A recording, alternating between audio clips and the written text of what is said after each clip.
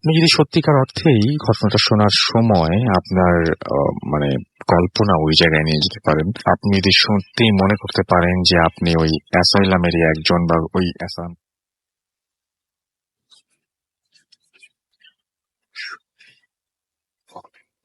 এই ভয়ে শিহরিত হবেন, এরকম একটা ঘটনা ডিসকাস করতে চাই আজকের এই ফোনটা। শুনে আসি আমাদের প্রথম ঘটনা। আপনার নাম কি বলবেন নাকি নাম বলতে চাচ্ছেন না? আমার নাম আহনাফ। আনাফ, ওকে।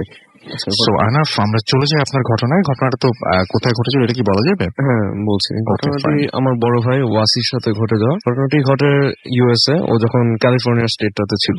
অলরাইট।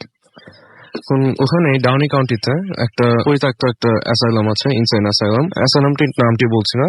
অ্যাসাইলামটিতে এখনো মানে অনেক কথা ছড়িয়ে আছে যে এটা হন্টেড। এটার ব্যাকগ্রাউন্ড স্টোরিটা আমি একটু বলি। অ্যাসাইলামটিতে ঠিক কারেক্ট টাইমটা জানি না, কিন্তু অ্যাসাইলামটিতে ওয়ার্ল্ড ওয়ার 2 এর সোলজার থেকে শুরু করে প্রেগনেন্ট ওমেন, চিলড্রেন, সব ধরনের মানসিক রোগীকে রাখা হতো।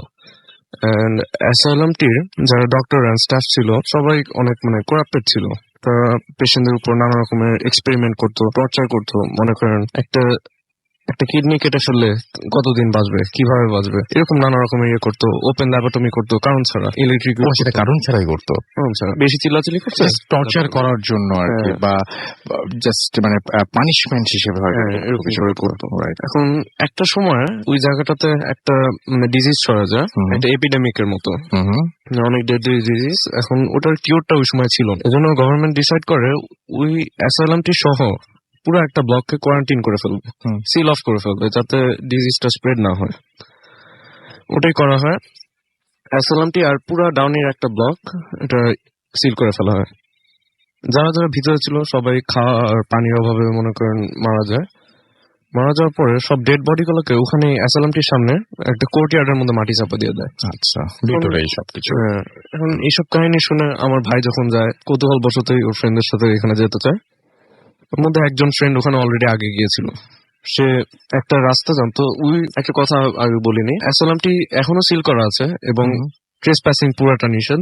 আশেপাশে পুলিশ পেট্রোল করে এখনো। ওর ফ্রেন্ড যে আগে গেছিল সে জানতো একটা রাস্তা আছে যেখানে পেট্রোল পুলিশ বেশি করতো না, ওখান দিয়ে ঢুকা যেত। ওরা একদিন রাত্রে করে ওখানে যায়, রাস্তাটি দিয়ে ঢুকে 10 থেকে 12 জনের মতো ফ্রেন্ড। ঢুকার সাথে সাথেই মানে ওরা মানে সবাই শকড হয়ে যায়। আচ্ছা, এত নীরব, মানে অনেক দূর পর্যন্ত কিচ্ছু দেখতে পারে না, এত অন্ধকার যে ওদের পায়ের নিচে কি এটাও দেখতে পারছে না। সবাই এটা দেখে একটু ভয় পায়। ওদের সবার নিজেদের নিঃশ্বাসের আওয়াজ পেয়ে ওরা অনেকে ভয় পেয়ে যায়, মানে এত কোয়াইট ছিল। ওরা একটু দূর হাঁটার পরে কোর্টইয়ার্ডের মাঝখানে যখন আসে তখন একটা বাজে পচা মাংসের একটা গন্ধের মতো পায় সবাই, এবং এটা পেয়ে আরো একটু ভয় পেয়ে যায়। এমনিতেই তো এটার ব্যাকগ্রাউন্ড স্টোরি সবাই জানে, যখন ওরা ভয় একটু তাড়াহুড়া করে অ্যাসাইলামটি ঢুকে পড়ার চিন্তা করে। সবার হাতে ওয়াকি টকি ছিল, লাইট ছিল। অ্যাসাইলামটিতে ঢুকে একটু কিছুক্ষণ হাঁটার পরে ওরা রিয়েলাইজ করে যে ওদের একজন ফ্রেন্ড তমাল, সে ছিল না তাদের সাথে। তারা ওয়াকি টকিতে ট্রাই করে তমালকে, ও নন রেসপন্সিভ। তোমাকে 10-15 মিনিট খোঁজার পরে ওরা দেখে ভিতরে তমাল নেই। তখন ওরা বের হয়ে যায় তমালকে খুঁজতে। বের হয়ে দেখে তমাল হচ্ছে কোর্টইয়ার্ডের মাঝখানে মাটিতে বসে আছে, নিজের সাথে বিড় করে কি জানি বলছে। ও মাটির দিকে তাকায়, হাতে দিকে তাকে কি জানি বলছে, এরকম 1 2 3 4 5 6 নিজের সাথে এরকম কি জানি নাম্বার বিড়বিড় করছে, বিড়বিড় করে কি জানি বলছে। ওকে যখন ডাকছিল সবাই, ও কোনো কিছু মানে কোনো রেসপন্স দেয় না। সামনে যে ওকে যখন ধরে যে কি হয়েছে, ও অস্বাভাবিক আচরণ করতে থাকে। ও নর্মাল কোনো কথাবার্তা বলছে না।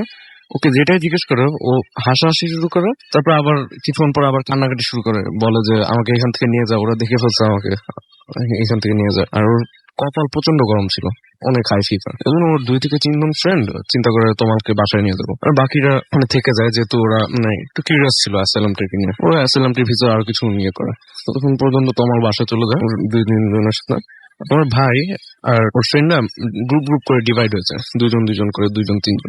অ্যাসাইলামটি এত বড় ছিল, একটা এক্সাম্পল দেই, এটা পড়েছি ইন্টারনেটে, যে একটা স্পুন দিয়ে নাকি 20 থেকে 30 জন পেশেন্টদের মেডিসিন খাওয়ানো হচ্ছে একটা স্পুন দিয়ে।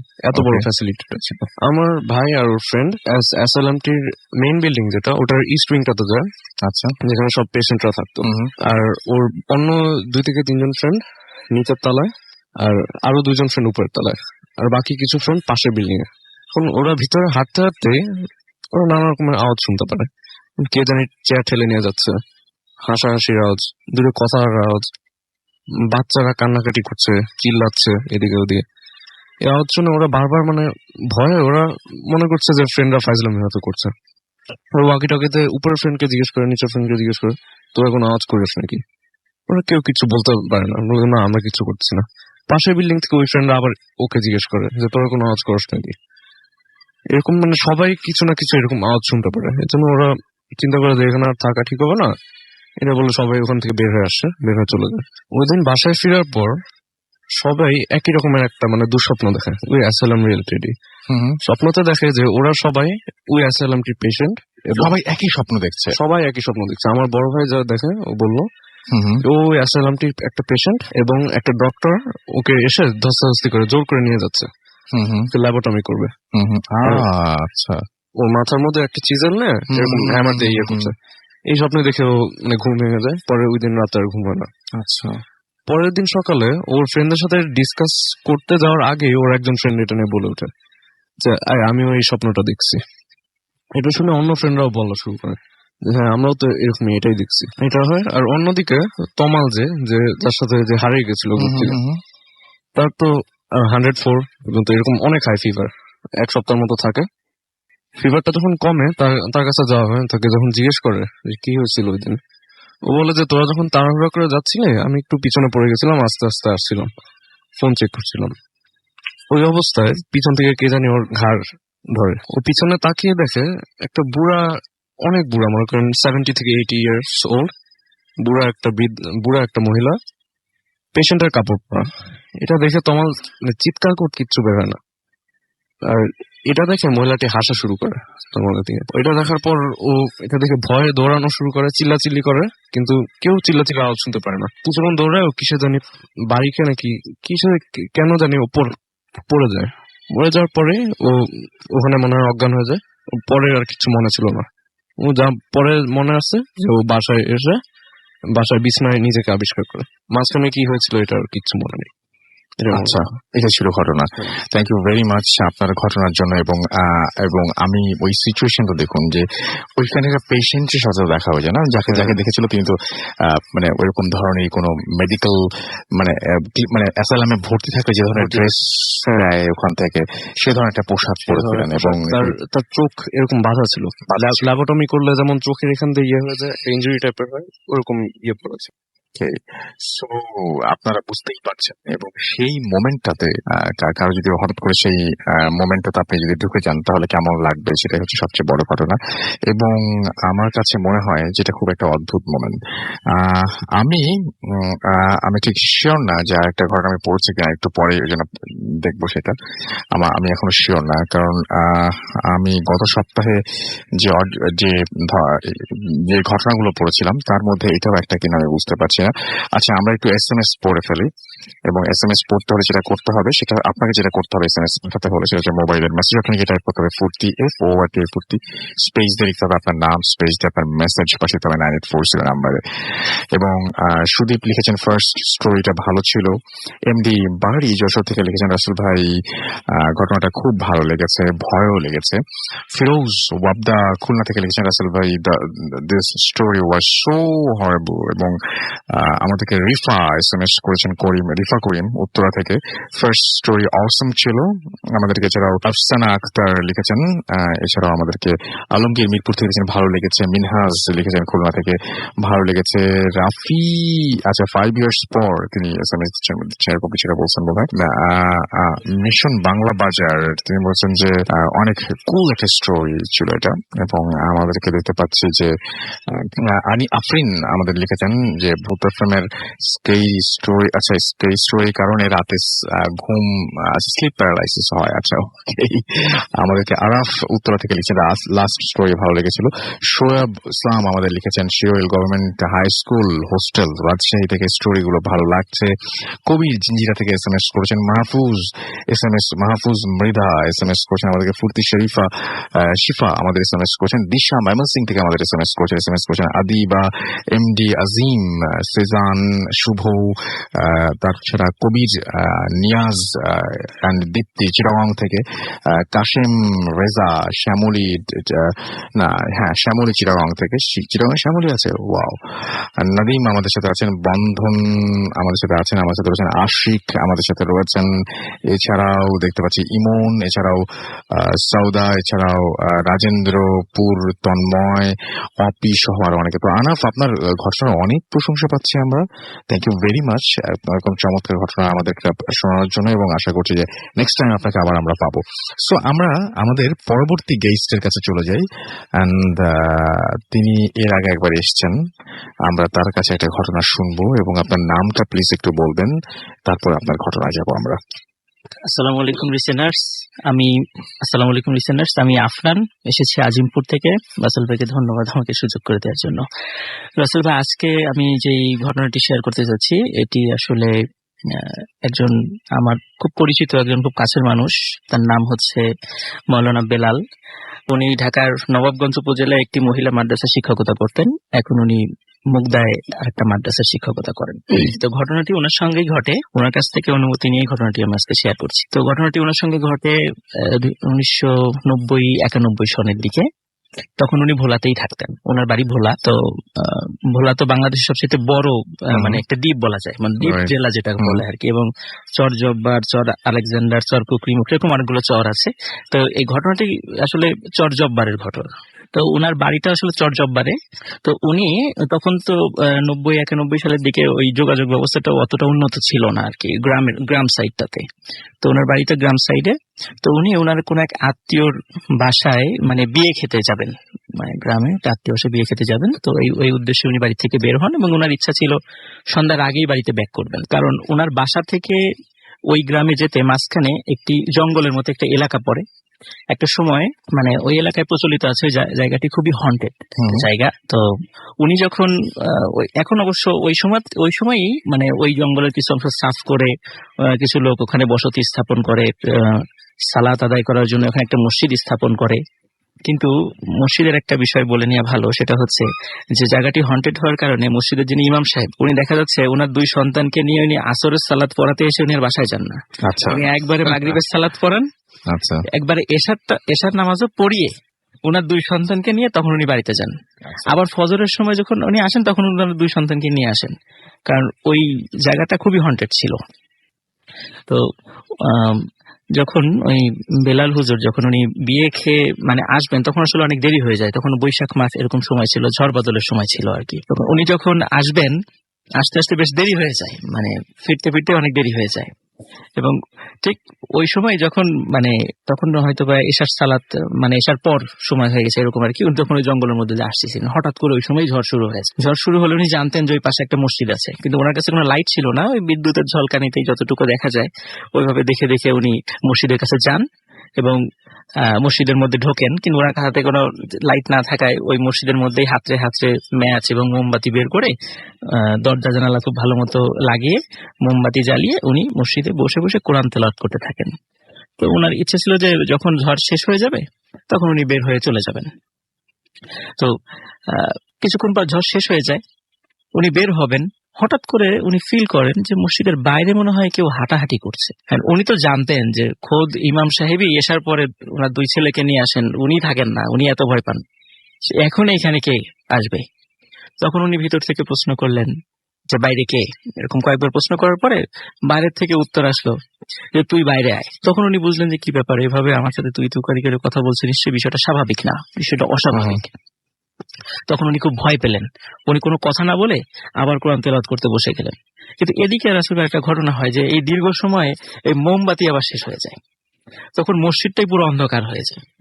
উনি যে দেখে কোরআন শরীফ পড়বেন মানে এই অবস্থা ছিল না। তখন উনি এমনি যে দোয়া কালামগুলো পড়তেন সেগুলো উনি পড়তে থাকলেন, এবং উনি ফিল করছিলেন যে মসজিদের চালের উপরে মনে হচ্ছে যে অনেকে হেঁটে বেড়াচ্ছে। কিন্তু চালের উপর যদি মানুষ হেঁটে বেড়ায় তখন দেখা যাবে যে চাল নড়ছে বা চাল দেবে যাচ্ছে পায়ের ইসে মানে চাপে। কিন্তু এরকম কিছু হচ্ছিল না, কিন্তু মনে হচ্ছে চালের উপর দিয়ে অনেকে হেঁটে বেড়াচ্ছে, এরকম একটা অবস্থা। এবং আবার পরে শুনছে যে বাইরে বাঘ সিংহ এরকম গর্জন করছে, খুব ভয়ঙ্কর মানে গর্জন করছে। এই ঘটনা এটা থেমে যাওয়ার পরে আবার দেখা যাচ্ছে ওনার দাদা বা ওনার নানি যারা মানে মারা গেছেন, ইনাদের কণ্ঠে বাইরের থেকে ওনাকে ডাকছে যে বেলাল বাইরে আয়, তোর সঙ্গে একটু দরকার আছে। কিন্তু মানে উনি বুঝতে পেরেছেন, মানে উনি বুঝতে পারলেন যে আসলে ঘটনাটা স্বাভাবিক না, খুবই অস্বাভাবিক একটা ঘটনা, এই মুহূর্তে আমি বাইরে গেলে হয়তো আমার আর মানে বেঁচে থাকা হবে না। তখন উনি মানে অনেক ভয় পেলেও ওই মসজিদের মধ্যেই অবস্থান করছিলেন। তো কিছুক্ষণ পরে এটা থেমে যায়, বেশ চারদিকে শান্ত পরিবেশ। তখন উনি কিন্তু ওনার হাতে ঘড়ি ছিল না, আর মসজিদেও কোনো ঘড়ি ছিল না, যেহেতু একটা একেবারে জঙ্গলের মধ্যে মসজিদ, তখন তা তো উন্নতও ছিল না। তো মসজিদে উনি সময়টা বুঝতে পারছিলেন না। বেশ খানিকক্ষণ পর হঠাৎ করে মনে হচ্ছে দূর থেকে ফজরের আজানের শব্দ ভেসে আসছে। তো উনি যেহেতু এক্সাক্ট টাইমটা জানতেন না, উনি মনে করেন ফজরের আজানই হবে। তো উনি চিন্তা করলেন যে এই বাজার, এই জঙ্গলের বাইরে যে বাজারটা আছে, ওই বাজার ওখানে মসজিদ আছে, সেই মসজিদের মাইক আছে, নিশ্চয়ই ওই মসজিদে আজান হচ্ছে এবং ওই আজানটাই উনি শুনছেন। তখন উনি আর 7-5 না ভেবে ওই মসজিদ থেকে বের হলেন। বের হওয়ার পর উনি কিছুই দেখছেন না। তারপরে একটু মানে সামনে অন্ধকার ছিল হ্যাঁ, তখন, তখন অন্ধকার, বাইরে বেরিয়ে দেখছেন যে অন্ধকারে হ্যাঁ। আপনি। আচ্ছা। তো হঠাৎ দেখছেন যে একটি সাদা মানে জুব্বা পরা একজন লোক, ওনার পিছনের অংশটা দেখা যাচ্ছে। উনি বেশ সামনে প্রায় 20-30 হাত সামনে দিয়ে হেঁটে যাচ্ছেন। তো উনি ওনাকে ডাক দিলেন, কিন্তু ওই লোক কিছুতেই পিছনে তাকাচ্ছে না। তখন উনি আচ্ছা। আবার পিছন থেকে সালাম দিচ্ছিলেন যাতে উনি পিছন দিকে তাকে উত্তর দেন বা এরকম কিছু হয়, কিন্তু উনি উত্তরও নিচ্ছিলেন না। তখন উনি কিন্তু আবার ওনাকে যে হেঁটে ধরবেন সেটাও হচ্ছে না, কারণ উনি যদি ওই বেলাল হুজুর যদি 1 কদম দেন তো দেখা যাচ্ছে উনি 4 কদম পা ফেলছেন, মানে কিছুতেই কাছে যাবেন। সবসময় 30 হাত 40 হাতের ডিফারেন্স একটা থাকছেই। আবার যখন হেঁটে যাচ্ছেন তো মনে হচ্ছিল আশেপাশে যে গাছগুলো, মনে হচ্ছে কে যেন গাছের উপরে বসে এই ডালগুলো খুব ঝাঁকাচ্ছে, প্রচন্ড ভাবে ঝাঁকাচ্ছে, মানে এখনই ভেঙে পড়বে ডাল টাল, এরকম একটা অবস্থা। কিন্তু তখন আবার উনি খেয়াল করলেন যে উনি যখন এগিয়ে যান তখন পিছনের গাছগুলো আবার থেমে যায়, ঠিক ওনার পাশের যে গাছগুলো সে এটা অস্বাভাবিকভাবে নড়তে থাকে। ওই যে লোকটা সামনে হেঁটে যাচ্ছিল উনিও তার অনুসরণ করেন এবং উনি মনে করেন হয়তো এই লোকটা ওই বাজারের ওই মসজিদে ফজরের নামাজ পড়তে যাবেন, এই জন্য উনি বের হয়েছেন। উনিও পেছনে হাঁটতে থাকেন, হাঁটতে হাঁটতে ঠিক যখন দেখা যাচ্ছে যে বাজারের আলো দেখা যাচ্ছে, মানে বিভিন্ন দোকানগুলোর যে লাইটগুলো বাইরে জ্বলে সেগুলো দেখা যাচ্ছে, তো ঠিক জঙ্গলের শেষে এসে ওই লোকটি তখন হলো ঘুরে তাকান। ঘুরে তাকানোর পর উনি দেখে বিশাল মানে বড় দাড়িওয়ালা, খুব সুন্দর চেহারা, মানে অসাধারণ চেহারা, মানে এরকম চেহারা আসলে সাধারণ মানুষের হয় না বলা যায়। আচ্ছা। অসাধারণ চেহারা, যে মানুষ যে এত সুন্দর হয় এটা ওনার জানা ছিল না। তো ওই লোকটা তখন উত্তর নিলেন যে ওয়ালাইকুম আসসালাম বলে, তখন উনি উত্তর নিলেন। তখন উত্তর নেওয়ার পরে বললেন যে তুমি কি মানে এত রাত্রে তুমি এখানে কি করছো? তুমি কি জানতা না যে এই জায়গাটা খারাপ? তুমি এত রাত্রে এখানে কেন আছো? তখন উনি আসলে কোনো উত্তর দিতে পারছিলেন, উনি একেবারে স্তম্ভিত হয়েছেন যে হঠাৎ করে আমাকে এই ধরনের প্রশ্ন করছে, এবং ওনার এত সুন্দর চেহারা দেখে উনি মানে রীতিমতো হতবাক হয়ে গেছে, ওনার মানে আর কোনো ভাষা ছিল না। তখন উনি বলছে তোমার পিছন দিকে তাকিয়ে দেখো তো একটু। তখন উনি পিছন দিকে তাকিয়ে দেখছেন যে বিশাল আকৃতির বাঘ, সিংহ এবং বড় বড় মানে দানবের মতো কিছু মানুষ দাঁড়িয়েছে, আবছা দেখা যাচ্ছে। তখন বললেন যে ভবিষ্যতে এখানে আর কখনো রাতের বেলা অবস্থান করবা না, যত কিছুই হোক তুমি এখানে কখনোই থাকবা না। এটা বলার পর হঠাৎ করে অদৃশ্য হয়ে গেলেন। উনি এইটা দেখে আরো ভয় পেলেন। তারপর একটু বুঝতে পারলেন যে যিনি এখানে এসেছিলেন উনি আসলে খুবই ভালো একজন, ওনাকে সেভ করার জন্য এসেছিলেন। পরে উনি যখন মসজিদে, ওই বাজারের মসজিদে গেলেন তখন দেখেন যে মসজিদে তালা মারা, অবাক কাণ্ড, আজান হয়েছে, মসজিদ তালা মারা। অনেকক্ষণ অবস্থান করার পরে তখন ইমাম সাহেব এসেছে, মুয়াজ্জিন এসেছে, মুয়াজ্জিন আজান দেওয়ার জন্য এসেছে। উনি আবার মুয়াজ্জিনকে জিজ্ঞেস করছেন যে আপনি এত দেরিতে মানে এসেছেন কেন, আজান দিয়ে কোথায় চলে গেছিলেন মসজিদ তালা মেরে? বলে কই আমি তো আজান দেই নাই, আর আজানের তো এখনো সময়ই হয় না, এখনো 1 ঘন্টা বাকি, আমি তো আগে এসেছি তাহাজ্জুদের সালাত আদায় করার জন্য, এখনো অনেক দেরি, আপনি কোথায় আজানের শব্দ শুনলেন? তখন উনি তো আরো ভয় পেলেন। পরে সব খুলে বললেন যে আমি তো এরকম এরকম আটকা পড়েছিলাম, তো এই ঘটনা ঘটেছে। তখন উপস্থিত সবাই, ওখানে অনেক মুরব্বীরা ছিলেন, ওনারা বললেন যে আসলে ওই জায়গাটা খুবই হন্টেড ছিল এক সময়, বিভিন্ন কারণে, সে কারণগুলো এখন বলতে পারছি না, তো হন্টেড ছিল, তো এই কারণে আমরা কেউ ওখানে যাইও না, এরকম অনেকেই এরকম অনেক কিছু দেখে। তো তোমার তো খুবই সৌভাগ্য যে তুমি ওখান থেকে বেঁচে ফিরেছো। এমনকি রাসেল ভাই ওই মসজিদে নাকি এখনো মানে এই যে তাবলিগ জামাতের লোকরা তো অনেক মসজিদ গুলোতে থাকে, ওখানে নাকি তাবলিগ জামাতের লোকরাও এখনো যায় না, মানে ওখান থেকে নিষেধ করে দেয় মার্কাজ মসজিদ থেকে আপনারা ওই জায়গাটায় মানে যাবেন না, ওটা নিরাপত্তার কারণে ওটা যাবেন না, এই জন্য আচ্ছা। এখন পর্যন্ত মানে ওই জায়গাটাতে আসলে ঝামেলা আছে এবং হ্যাঁ। ওই জায়গাটাতে এখনো ওই জায়গাটা এখনো জঙ্গল আছে, ওখানে এখনো লোক পর্যন্ত বসতি খুব জঙ্গল কম আছে, রয়েছে। আমি শুনেছি আর কি। So thank you very much আপনার প্রথম ঘটনার জন্য। আমরা পরবর্তীতে আপনার কাছে আবারও ফিরে আসবো। আমরা একটু ফেসবুকে দেখি কে কি লিখছেন। টিপু সুলতান প্রিয় আমাদের লিখেছেন যে আমি কোনো এপিসোড মিস করি না, আজকে প্রথম তিনি কমেন্ট করেছেন এবং আপনার কমেন্ট আমি পড়ে ফেললাম। মায়ান সিং এর তিনি একজন লিখেছেন এবং আমাদেরকে দেখতে পাচ্ছি যে নরিন হাসান লিখেছেন অনেক ভালো লাগছে। অর্দিত খন্দকার আমাদের লিখেছেন এবং অর্দিত খন্দকার আমাদের লিখেছেন ক্যাম্প মিস শো। লাস্ট স্টোরিটা চরম লিখেছেন এমডি মিম খান। এছাড়াও দেখতে পাচ্ছি যে লাস্ট স্টোরি মানে আপনি আমার ফার্স্ট স্টোরির কথা বলছেন না, রাইট? এমডি সাদিক আমাদের লিখেছেন সাভার থেকে, তিনি শুনছেন। এছাড়াও মামুন আমাদের লিখেছেন সেকেন্ড স্টোরিটা সত্যি অসাধারণ, যেটা এখন শুনলেন। নায়রা আফরিন লিখেছেন প্রথম অনেক মানে তার কাছে ভালো লাগে বুঝতে পারছি। ফেরদৌস রহমান আমাদের সাথে আছেন এবং আশা করছি খুব মজার ঘটনা হবে তাই তিনি আশা করছেন। শামাইন আর শেখ লিখেছেন তিনি আমাদেরকে এবং আমাদেরকে দেখতে পাচ্ছি যে আচ্ছা হ্যাঁ, তিনি আমাদের কমেন্টটা ভুল আছে, সেই ভুলটা ধরে দিয়েছেন, আমরা ঠিক করে ফেলছি কিছুক্ষণের মধ্যে সেটা। আমাদেরকে মামুন সুলতানা ঐশী লিখেছেন ভূত এফএম ইজ দ্য বেস্ট। এছাড়াও 2010 সালের অগস্ট মাস থেকে আমাদের সাথে আছেন অপেক্ষার শেষ প্রহর হিমেল হাকিম আমাদের সাথে রয়েছেন দেখতে পাচ্ছি আরো অনেকে। হিমেল হাকিম ইনফ্যাক্ট অনেকগুলো কমেন্ট করেছেন এখানে। অদৃশ্য বালক আমাদের সাথে আছেন, আমাদের সাথে রয়েছেন দেখতে পাচ্ছি আরো অনেকেই এবং আমাদের সাথে রয়েছেন দেখতে পাচ্ছি ফুর্তির পেজে পদ্ম পাতার জল। এছাড়াও মাহির ইসলাম আমাদের সাথে রয়েছেন। রিফাত, তার কাছে ভালো লাগছে না আজকের এপিসোডটি এখন পর্যন্ত। রিফাত নভেল আমাদের সাথে রয়েছেন। আমি যাদের ভালো লাগছে তাদের দোষ একেবারেই দিচ্ছি না, হয়তো আপনি ভূতফিল্মের কাছ থেকে আরো বেটার কিছু ডিজার্ভ মানে এক্সপেক্ট করেন আর কি। রনি খান আমাদের সাথে রয়েছেন দেখতে পাচ্ছি এস কে রাতুল। এছাড়াও আমাদের সাথে রয়েছেন দেখতে পাচ্ছি এমডি ইসমাইল সওদাগর সহ আরো অনেকে। তো যারা আমাদের SMS করতে চান তারা চলে যান মোবাইলের মেসেজ অপশনে, টাইপ করুন ফুর্তি FORTI ফুর্তি স্পেস দিয়ে লিখুন আপনার নাম, স্পেস দিয়ে আপনার মেসেজ পাঠিয়ে দিন 9840 নাম্বার। যারা আমাদের ইমেল করতে চান আমাদের ইমেল অ্যাড্রেস হচ্ছে bhutfm@radiofurti.fm which is BHWTFM@radioforti.fm। আপনার নাম, ঠিকানা এবং ফোন নাম্বার সহ আপনার জীবনে ঘটে যাওয়া বা আপনার জানা সেরা ঘটনা লিখে পাঠিয়ে দিন আমাদের কাছে। ঘটনার শুরুতে অবশ্যই উল্লেখ করুন যে ঘটনাটি আপনি স্টুডিওতে এসে শেয়ার করতে চান নাকি আপনি চান আপনার ঘটনা আমরা পড়ে শোনাই। আর যারা দেশের বাইরে রয়েছেন তাদেরকে রিকোয়েস্ট করবো যে আপনারা সরাসরি আমাদেরকে অডিও ক্লিপ পাঠিয়ে দিতে পারেন। এবং যারা আমাদের ফেসবুক পেজ ভিজিট করতে চান তারা চলে যান www.facebook.com/radio.furti and www.facebook.com/bhutfm.russell এই দুটো অ্যাড্রেসে। যাই হোক, আমরা চলে যাচ্ছি এখন একটা ছোট্ট বিরতির পরে আবারও ফিরে আসবো। সেই পর্যন্ত আশা করছি আপনারা সবাই আমাদের সঙ্গে থাকবেন। Stay tuned radio Foorti and don't stop the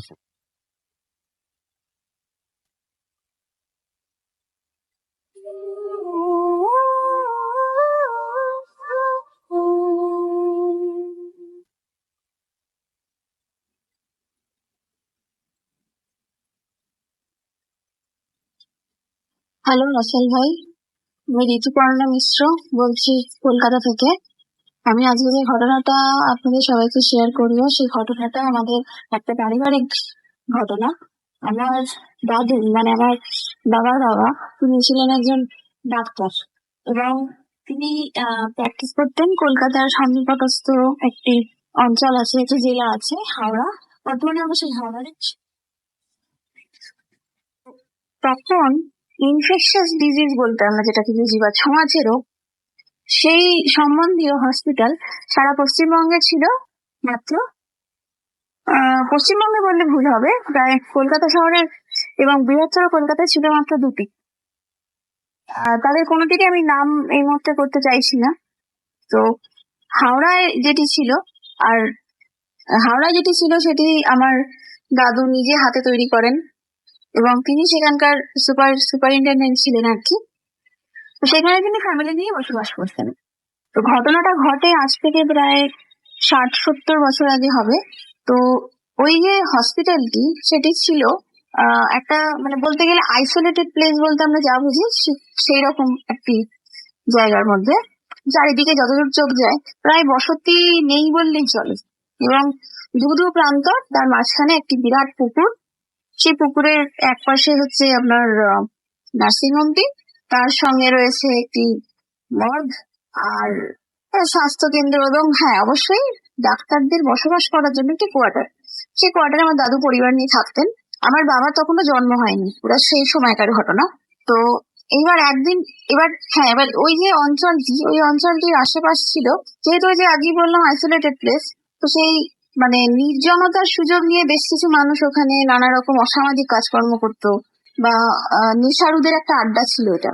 তো এবার তার জন্য একটি মানে সাধারণ একটি বাল্ব দিয়ে আর কি একটা ক্ষুদ্র প্রচেষ্টা অন্ধকারকে মিটিয়ে রাখার এরকম একটা করা হয়েছিল।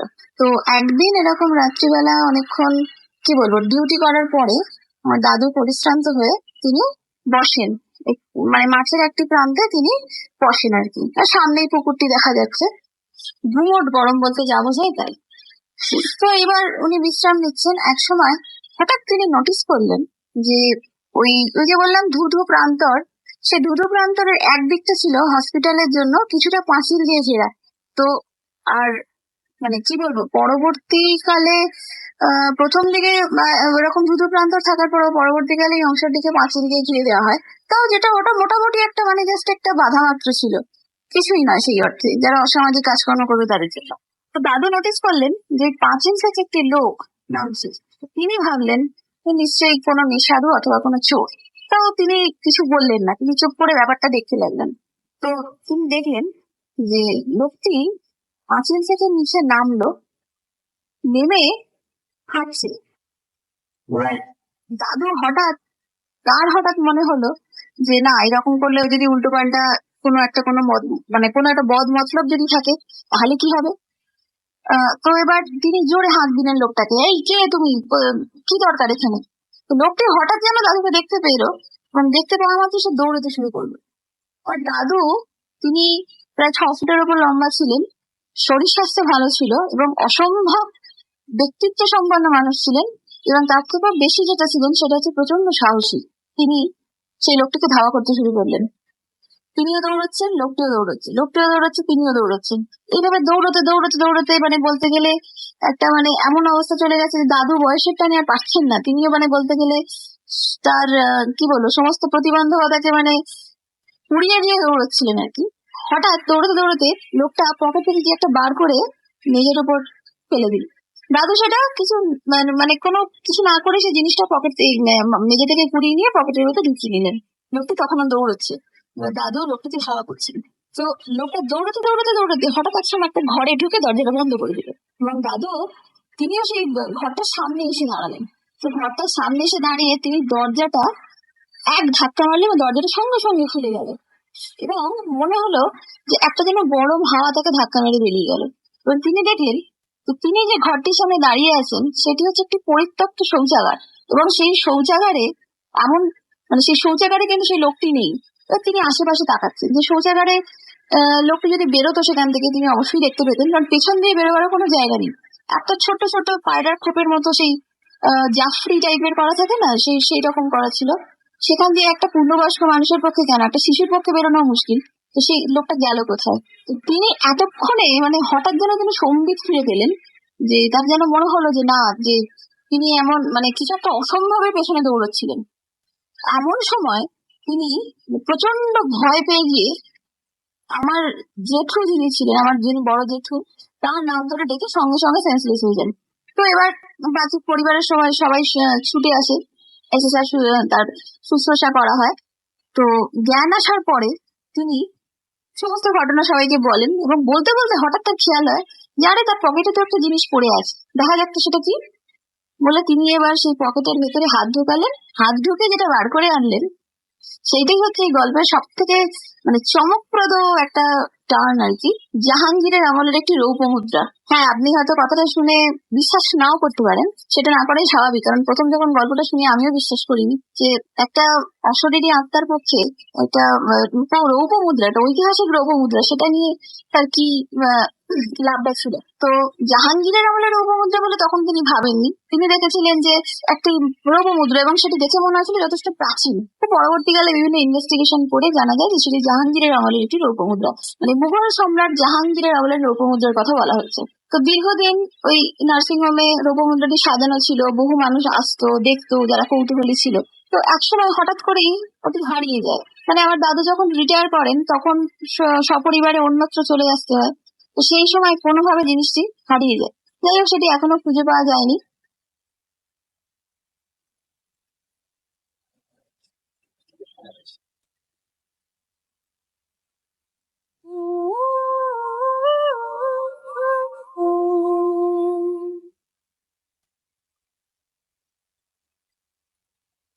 আরো একবার আপনাদের সবাইকে স্বাগত জানাচ্ছি। আমি রাসেল, শুনছেন সবসময় রেডিও 48.0 FM। আমি আমার সাথে রয়েছে মাসুম এবং আজকের অতিথিরা, এবং আপনাদের সবাইকে অনেক অনেক অনেক অনেক ধন্যবাদ আমাদের সঙ্গে থাকার জন্য। এবং এখন দেখতে পাচ্ছি আমাদের সাথে আছেন, দেখতে পাচ্ছি সাগর, এবং তিনি আমাদের সাথে বলছেন যে একা এবং তাকে বেশ ভয় লাগছে। এবং আমাদেরকে দেখতে পাচ্ছি এছাড়াও লিমন লিখেছেন সারাটা উইক তিনি ওয়েট করেন যে কবে ফ্রাইডে আসবে, ভূত এফএম শুনবেন, লাস্ট স্টোরি ওয়াজ অসম। এছাড়াও আমাদেরকে টুইন ব্রো দীপু এসএমএস, বন্ধন রাজশাহী থেকে এসএমএস করছেন, আর একটু ভয় এক্সপেক্ট করি, আমরা ট্রাই করছি, আমাদের সর্বোচ্চ চেষ্টা করছি, আমরা দেখা যাক কি হয়। সজীব ময়মনসিং থেকে আমাদের এসএমএস করছেন, সেকেন্ড স্টোরিটা ভালো লেগেছে। অপি শেখ রাজশাহী থেকে এসএমএস করছেন দেখতে পাচ্ছি। এছাড়াও শিথিল, এছাড়াও আমাদের সাথে সামিউল আছেন ফ্রম ধানমন্ডি 32। এছাড়া আমাদের সাথে রয়েছেন শাওন যাত্রাবাড়ি থেকে, হাফিজুর রহমান সানি খুলনা থেকে আমাদের সাথে রয়েছেন। আমাদের সাথে রয়েছেন দেখতে পাচ্ছি এছাড়াও সুব্রত এবং সুব্রত, রিপন, মাধবী আমাদের সাথে আছেন, একসাথে শুনছেন সবাই। সাগর আমাদের সাথে রয়েছেন, আমার সাথে রয়েছেন হৃদয় রাজেন্দ্রপুর থেকে। আই এম ব্যাক এগেন, ভূত এফএম স্টোরিগুলো দারুণ লাগছে। মুরাদ আমাদের সাথে আছেন, আমাদের সাথে রয়েছেন কাশিম রেজা, শ্যামলী আবাসিক এলাকা চিটাগাং থেকে। এছাড়া আমাদের সাথে রয়েছেন দেখতে পাচ্ছি তাহমিদ, এছাড়া আমাদের সাথে আছেন আপন সাহা ময়মনসিং থেকে, সুমন ফার্মগেট থেকে আছেন, এবং তিনি বলছেন ওয়াইফ গেছে বাবার বাড়ি, আমি আর আমার ভাই শাওন একসাথে শুনছি। এবং তিনি বলছেন যে অনেক ভালো একটা রাত তিনি কাটাচ্ছেন ভূত এফএমের সাথে। এমনি সোহেল নরসিংদী থেকে আমাদের সাথে রয়েছেন, আমাদের সাথে রয়েছেন সুব্রত, রিপন। আচ্ছা এই এসএমএসটি আমি পড়েছি। এছাড়াও আমাদের সাথে রয়েছেন তানিয়া ফ্রম চিটাগং। এছাড়া আমাদের সাথে রয়েছেন আজিম সহ আরো অনেকে, আজিম, শোয়েব, এছাড়াও আছেন SHM সাজিদ, আব্দুর রৌফ চাঁপাইনবাবগঞ্জ থেকে, মাসুম সিলেট থেকে আমাদের সাথে রয়েছেন, হাসান খান সিলেট থেকে আছেন, কবির জিনজিরা থেকে আমাদের সাথে রয়েছেন। এছাড়াও ফারাবি আছেন, কুকুরগুলো আচ্ছা দেখে চলে আচ্ছা খুব কষ্টে আছে, কিন্তু আমি বুঝতে পারলাম না কি বলছেন আপনি। অপি আমাদের সাথে আছেন, আমার সাথে রয়েছেন দেখতে পাচ্ছেন মেহেদি রাজশাহী থেকে, এবং আমার সাথে রয়েছেন রাসেল আহমেদ, এছাড়াও আরো অনেকে। তো যাই হোক, যারা আমাদের সঙ্গে এতক্ষণ পর্যন্ত আছেন তাদেরকে অনেক অনেক থ্যাঙ্কস। আমি জানি না এই স্টোরিটা এর আগে পড়া হয়েছে কিনা, but it's a beautiful story. যদি হয় তাহলে মাফ করবেন, সেকেন্ড টাইম শুনে ফেলুন, কারণ আমি কোনোভাবেই মনে করতে পারছি না। এটা একটা মজার ব্যাপার। সেটা তার আগে একটা ঘটনা বলে, আমার সঙ্গে কিছুক্ষণ আগে আমাদের হয়েছিল, এবং তিনি একটা অদ্ভুত ঘটনা বলেন। কিছুদিন আগে আপনারা জানেন ঢাকার কোন একটা জায়গায় আগুন লেগেছিল, এবং তিনি তার বাসায় সেই জায়গাতে থাকতেন। তো আগুন প্রচন্ড রকমের, মানে যখন ছাদের উপরে দাঁড়িয়ে ওয়েট করছেন এবং জানেন না যে আজকে বাঁচবেন না মরবেন, কি হবে না হবে, কোনো কিছু কুল কিনারা করতে পারছিলেন না, যে এবং একটা সময় ধরেই নিলেন যে তিনি মারা যাবেন, এবং ফেসবুকে স্টেটাসও দিয়েছিলেন যে আর কতক্ষণ বেঁচে আছে জানি না। এইরকম একটা অবস্থা, এইরকম একটা খারাপ সিচুয়েশন, এই সিচুয়েশনের মধ্যে হঠাৎ করে একটা পর্যায়ে আগুন নিয়ন্ত্রণে আসে, এবং সেটা হচ্ছে আমাদের দুর্দান্ত ফায়ার সার্ভিস কর্মীদের জন্যই, এবং তারা সবাই নামতে পারেন নিচে, এবং নামার সময় তার বাবা তিনি ছিলেন হুইল চেয়ারে এবং তার বাবাকে ছাদ থেকে নামাতে হবে, হুইল চেয়ারে অনেক ওপর থেকে নামাতে হবে, সো খুবই ডিফিকাল্ট ছিল। তো তিনি সবাই তো তাড়াহুড়োর মধ্যে সবাই কষ্ট করে একটার পর একটা সিঁড়ি পার হচ্ছিলেন এবং কোনোভাবেই তারপরেও মানে নামাতে পারছিলেন না, এরকম একটা অবস্থা। এবং তার ওয়াইফ সঙ্গে ছিল এবং ওয়াইফ কোনোভাবেই তাকে ছেড়ে যাবেন না, সুতরাং তারা সবাই মিলেই একটা জায়গায় আটকে ছিলেন এবং খুবই কষ্ট হচ্ছিল। এইভাবে কিছুদূর নামার পরে হঠাৎ করে তিনি দেখলেন তাদের বাসার দারোয়ান এসে তাদের সামনে দাঁড়ায় এবং তাদেরকে হেল্প করতে এগিয়ে আসে। একে একে কিছুক্ষণ ধরে দারোয়ানের সাথে নামানোর পরে দারোয়ানও খুব ক্লান্ত হয়ে যায় এত উঁচু জায়গা থেকে একজন মানুষকে নাম। পরে দেখেন যে আরো 2-1 মানুষ এসে যোগ দিয়েছে। তার মধ্যে একটি ছেলের কথা তার স্পষ্ট মনে রয়েছে, যে ছেলেটিকে তিনি আগে কখনো দেখেননি এবং চুলটা একটু লম্বা ছিল বোধহয়, এরকম কিছু যেন একটা বললেন, আমার ঠিক মনে নেই এই মুহূর্তে। সেই ছেলেটি জয়েন করলেন এবং তার খুব অনায়াসে 4 মানুষ মিলে তারা খুব সহজেই তারপরে বাবাকে হুইল চেয়ারে করে নামিয়ে নিয়ে আসলেন। মজার ব্যাপার হচ্ছে, নামিয়ে নিয়ে আসার পরে সেই ছেলেটি তিনি আর দেখা পেলেন না এবং তিনি প্রথমে দারোয়ানদেরকে জিজ্ঞেস করলেন, আচ্ছা ছেলেটা এরকম এরকম এরকম এরকম, ছেলেটা কই? কেউ কোনো কিছু বলতে পারে না। তিনি নিজে একে ওকে জিজ্ঞেস করেও সেই ছেলের আর কোনো সন্ধান পাননি। কে ছিল সেই ছেলেটি যে বিপদের সময় ওইভাবে এগিয়ে এসেছিল? যদি ফ্ল্যাটের কোনো মেম্বার হতো তারা ডেফিনেটলি দারোয়ানরা চিনত, যদি দারোয়ানদের পরিচিত কেউ হতো তাও চিনত, পাড়ার লোক বাড়ির ভিতরে ওই সময় ঢুকতে দেওয়ার কথা না। আমাকে যাওয়ার সময় তিনি শুধু একটি কথা বললেন, যে ওই ছেলে যদি শুনে থাকে আজকে ভূত ফ্যান তাকে বলবেন।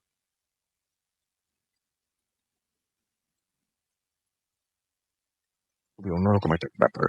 যাই হোক, সেই ব্যাপার নিয়ে আরো আলোচনা হবে পরে। আপাতত আমরা একটা ঘটনায় চলে যাচ্ছি এবং এই ঘটনাটি আমার একটা ইমেল আমি পড়তে চাই এবং যেভাবে এখানে লিখেছেন সেভাবেই পড়ছি। আসসালামু আলাইকুম রাসেল ভাইয়া, আমার নাম আভা ইসলাম, আমি কানাডাতে থাকি এবং এটা আমার ফার্স্ট ইয়ারে, আমি ফার্স্ট ইয়ারে পড়ছি মেডিকেল স্টুডেন্ট হিসেবে। আমার দেশের বাড়ি দাসপাড়া, সিলেটে। আজকে আমি আপনার সাথে যে ঘটনাটি শেয়ার করব এটি হচ্ছে একটা ভিলা নিয়ে প্রায় 3 বছর আগের ঘটনা। এই ভিলাটি বেশ বড় এবং প্রত্যেকটা রুম দেখতে একেবারে রাজমহলের মতো। ঘটনাটা আমি আবারও পড়বো, যারা গত এপিসোড শুনেছেন তারা প্লিজ জানান যে এই ঘটনাটি আমি পড়েছিলাম কিনা, SMS দেখে তারপরে পড়বো। আপাতত আমাদের সঙ্গে আমাদের যে সিনিয়র ভাই রয়েছেন, আরো একজন গেস্ট রয়েছেন, তার ঘটনা শুনে আসবো। এইটুকু শুনে যদি মনে হয় যে না এটা আমি পড়েছি, তাহলে আর পড়ার কোনো দরকার নেই। আর যদি না পড়ে থাকে তাহলে আমরা অবশ্যই এই ঘটনা ফিরে আসবো। কানাডা থেকে পাঠিয়েছিলেন এই ঘটনাটি আভা ইসলাম এবং এই ঘটনা নিয়ে একটা রাজমহলের মতো একটা বাড়ি নিয়ে চলে যাচ্ছে একটা ঘটনায়। আপনি একটা চমৎকার ঘটনা বলছিলেন একটু আগে, আমরা শুনলাম অফ এয়ারে, তো সেই ঘটনাটা আমরা একটু শুনে আসি। থ্যাংক ইউ রাসেল ভাই আবার সুযোগ দেওয়ার জন্য। Hello listeners, Afnan again. তো এখন যেই ঘটনাটি বলতে চাচ্ছি সেটা যেই ভাই আমাকে বলেছেন আর কি, উনি পুলিশে চাকরি করেন। আচ্ছা, কিন্তু তার ডেজিগনেশন বলেন না, কোনো কিছু বলেন না। আমি তার নাম বা এলাকা সম্পূর্ণ হাইড করেই বলতে হবে, যেহেতু আমাকে উনি বলে দিয়েছেন এইভাবেই বলার জন্য আর কি। Thank you. তো উনি চাকরি ট্রেনিং শেষ করে প্রথম যেখানে গিয়ে যে এলাকাতে উনি জয়েন করেন, বাংলাদেশের একটি জেলায় উনি একটা জায়গায় জয়েন করেন এবং পুলিশের ঊর্ধ্বতন কর্মকর্তা হিসেবে উনি জয়েন করেন আর কি। তো জয়েন করার পরে 1 সপ্তাহ উনি চাকরি করার পরে হঠাৎ ওই সময় ওই বৈশাখ মাস ছিল, ঝড় বাদলের দিন। তো ওই দিনের বেলা থেকে ঝড় হচ্ছিল, সারাদিনই ঝড় এবং ঝড়ে গাছপালা উপড়ে গেছে, বিদ্যুতের লাইন ছিঁড়ে গেছে, ইলেকট্রিসিটি নাই, কিছুই নাই এদিকে। কারণ যারা পুলিশ অফিসার ওদের সবসময় তো ফোন আসে, সারাক্ষণ তো ফোনে কথা বলতে হয়, ব্যাটারি চার্জও তো শেষ হয়েছে। তো একটা সময় দেখা গেল ওনার ব্যাটারি চার্জও শেষ হয়ে গেছে এবং ওনার যারা আরো অফিসার ছিলেন তাদেরও একই অবস্থা ফোনের। তো কারোর সাথে ওইভাবে কন্ট্যাক্ট করা যাচ্ছে না। তো এদিকে রাতের বেলা এরকম চললো। রাতের বেলা যখন উনি ঘুমিয়ে পড়েছেন, সর্বদলের দিন তাড়াতাড়ি শুয়ে পড়েছেন, হঠাৎ রাত 11টা কি 12টার দিকে ওনার দরজায় একজন নক করছে, যে স্যার স্যার বলে দরজা নক করছে। তখন উনি চিনলেন যে গলাটা পরিচিত। একজন দরজাটা খুললেন, দেখলেন যে ওই থানারই মালি, যিনি বাগান পরিচর্যা করেন, মানে স্যার আপনাকে এখনই একটা জায়গায় যেতে হবে। বলে কোথায় যেতে হবে? উনি একটা গ্রামের নাম বললেন। বলে আমি তো নতুন আসছি, আমি তো এই গ্রামটা চিনি না, তুমি আমার এসআইদেরকে বলো ওনারা যেন এখানে যান। বলে হ্যাঁ স্যার, একজন তো গেছেন, পুরো ফোর্স নিয়ে উনি সেখানে গেছেন, ওখানে একটা ডাবল মার্ডার হয়েছে, কিন্তু ওখানে আপনাকে একটু যেতে হবে পরিস্থিতি সামাল দেওয়ার জন্য। তখন উনি আবার চিন্তা করলেন যে ওনার যে ড্রাইভার সেও ছুটি নিয়েছে, এখন ওনাকে গাড়ি ড্রাইভ করতে যেতে হবে। এদিকে থানায় ওনার সাথে কাউকে নিয়ে যাবেন এমন অবস্থাও ছিল না ওই অবস্থায়, কারণ যেহেতু ঝড় বাদলের দিন অনেক জায়গায় ডাকাতি হওয়ার সম্ভাবনা থাকে, অনেক জায়গায় চলে গেছে আর কি, এজন্য আবার ওনাকে যেতেই হবে যেহেতু খবর পাঠিয়েছে গুরুত্বপূর্ণ। তো উনি নিজেই ড্রাইভ করে, ওনার যে আর্মস ছিল উনি সাথে সাথে, গুরুত্বপূর্ণ না হলেও আমাদের এই সমস্ত ক্ষেত্রে সবার আগে ওনারা এগিয়ে থাকেন সবসময়। তো উনি নিজের আর্মস নিয়ে গাড়ি নিয়ে নিজেই বের হন, কিন্তু উনি জানতেন না এলাকাটা কোথায়। মালিক বলে দিয়েছে, মালিককে বলছে তুমি আসো, মালিক বলছে আমিও চিনি না, সুতরাং আমাকে নিয়ে লাভ হবে না, আপনি রাস্তায় কোনো একটা লোক পেলে তাকে নিয়ে যান বা শুনতে শুনতে চলে যান। উনি চিন্তা করছে এত রাত্রে আমি লোক পাবো কোথায়, উনি ওই চিন্তা, কিন্তু তারপরও সাহস করে বেরিয়ে গেলেন, কারণ পুলিশ তো স্বাভাবিক, উনি গাড়ি নিয়ে বের হয়ে গেলেন আর কি, নিজেই ড্রাইভ করে বেরের সাথে যে প্রয়োজনীয় যে আনুষঙ্গিক জিনিসপত্র আর্মস সেটা উনি নিলেন। নেওয়ার পরে হঠাৎ করে রাস্তার একটু বেশি গিয়ে, রাস্তায় কেউই ছিল না, তো হঠাৎ একজন মুরব্বী দেখে দাঁড়িয়ে আছে। তখন গাড়ি থামিয়ে জিজ্ঞেস করলেন যে মুরব্বী আপনি কি ওই গ্রামটা চেনেন? বলে হ্যাঁ আমি ওই চিনি, আমি ওর পাশেই, ওই গ্রামের পাশেই আমার বাড়ি, এরকম বললেন। তো তাহলে কি আপনি কি ওদিকে যাবেন? বা হ্যাঁ আমি ওদিকে যাবো, তাহলে আমাকে একটু ওই গ্রামটা চিনিয়ে দেন। বলে কোনো সমস্যা নেই। তখন মুরব্বীকে গাড়ির সামনেই বসালেন যাতে করে সহজেই দিক নির্দেশনা উনি পেতে পারেন। মুরব্বী গাড়িতে ওঠার পর বেশ গম্ভীর হয়ে বসে থাকলেন, মনে হচ্ছে যে পুলিশকে দেখে উনি পছন্দ করছেন এমন একটা অবস্থা, ওই মুরব্বী বা পুলিশ পছন্দ করেন এরকম একটা অবস্থা। কিন্তু ওনার গম্ভীরতার কারণ উনি বুঝতে পারলেন না যে এত রাত্রে আমারও একটু উপকার হলো, ওনারও তো উপকার হলো, উনি গম্ভীর হয়ে বসে আছেন। কিন্তু হঠাৎ করে ওই লোকটি কথা বলে উঠলো যে আমি ঠিক যেভাবে গাড়ি চালাতে বলবো আপনি ওইভাবেই গাড়ি চালাবেন, কমান্ড করছে। উনি তো আরো অবাক যে কি ব্যাপার, ইনি আমাকে কমান্ড করার কি, বা উনি আমাকে কেন কমান্ড করছেন। তারপর কেন জানি উনি ওনাকে কিছু বলতে পারছেন না। তখন উনি বললেন আচ্ছা ঠিক আছে, এটুকুই বললেন, শুধু গাড়ি চালাচ্ছেন। তো পাকা রাস্তা ঠিক যেখানে শেষ হয়ে গেছে বেশ অনেক দূর যাওয়ার পরে, তখন হঠাৎ করে দেখেছে রাস্তাটা মাটির, সামনে মাটির, বৃষ্টি টিষ্টি হওয়ার কারণে কাদাও হয়ে গেছে, তো রাস্তাটা দুদিকে চলে গেছে, ডান দিকে বা দিকে। তখন ঠিক ওই মোড়েই একটা লোক দাঁড়ানো, 40-45 বছর বয়সে একটা লোক দাঁড়ানো, কালো মতো। উনি যে গাড়ির লাইটের আলোতে ঠিক যেভাবে দেখেছেন আর কি, খোঁচা খোঁচা দাঁড়িয়ে এরকম দেখেছেন। তো ওনাকে আবার বলছেন, কারণ ওই মুরব্বীর প্রতি উনি একটু নাখোশ, এইভাবে কমান্ড করছেন। ওই লোকটাকে জিজ্ঞেস করছে এই ভাই ওই গ্রামটা কোন দিকে? তখন ওই লোকটা বললো যে এই যে বা দিকে চলে যান গাড়ি নিয়ে। এটা বলেই ওই লোকটা ওখান থেকে সরে চলে গেছে। তখন উনি যেই গাড়িটা বা দিক নিয়ে যেতে যাবেন, হঠাৎ করে ওই মুরব্বী ওনার হাত চেপে ধরেছে। ঠান্ডা দেখেছে মুরব্বীর হাতটা খুবই ঠান্ডা, স্টিয়ারিং এ ওনার হাতের উপর হাত চেপে ধরেছে, গাড়ি বাম দিকে নেবেন না, গাড়ি ডান দিকে চালান। তখন উনি বেশ যেহেতু রাগের স্বরে উনি ওই মুরব্বী বললেন তাকে গাড়ি ডান দিকে চালান। উনিও কেন জানি তখন আর কোনো উচ্চ করতে পারলেন না, উনি ডান দিকেই গাড়ি চালালেন। এবং ডান দিকে গাড়ি চালান, মুরব্বী আরো কিছু আশ্চর্য কথা বললেন যে আমি যদি বলি যে মানুষের উপর দিয়ে গাড়ি নিয়ে যাবেন আপনি তাই নিবেন, আপনি গাড়ি থামাবেন না, আমি যেটা বলবো ওইটাই থামাবেন, আপনি করবেন, আপনি কোনো মতে গাড়ি থামাবেন না। তখন উনি বলছেন কেন, কি সমস্যা? বলে যে সেটা আপনি পরে বুঝবেন, এখন চলেন। বেশ খানিক দূর, রাস্তা তো কাদা হয়ে গেছে, গাড়ি তো জোরে চালানো যাচ্ছে না। তো বেশ খানিক দূর যাওয়ার পর থেকে একটা বুড়ি লোক, সাদা কাপড় পরা একটা বুড়ি লোক আসছে, লাঠিতে ভর করে রাস্তা পার হচ্ছে। তখন ওই মুরব্বী বলছে আপনি বুড়ির উপর দিয়ে গাড়ি চালিয়ে দেন। তখন ওই লোকটা বলছে আপনার কি মাথা খারাপ, আমি আইনের লোক, আমি কিভাবে একটা মানুষের উপর গাড়ি চালাবো, না এটা সম্ভব না। তখন উনি গাড়িটা থামালেন।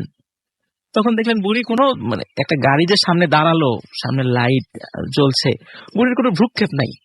বুড়ি রাস্তাটা পার হয়ে ঠিক রাস্তার নিচ দিয়ে ওই মাঠের ভিতরে চলে গেলেন। অবাক কাণ্ড, মাঠে কিছু দেখা যাচ্ছে না, ধান ক্ষেত, ওদিকে উনি কেন যাবেন, লোকালয় নাই।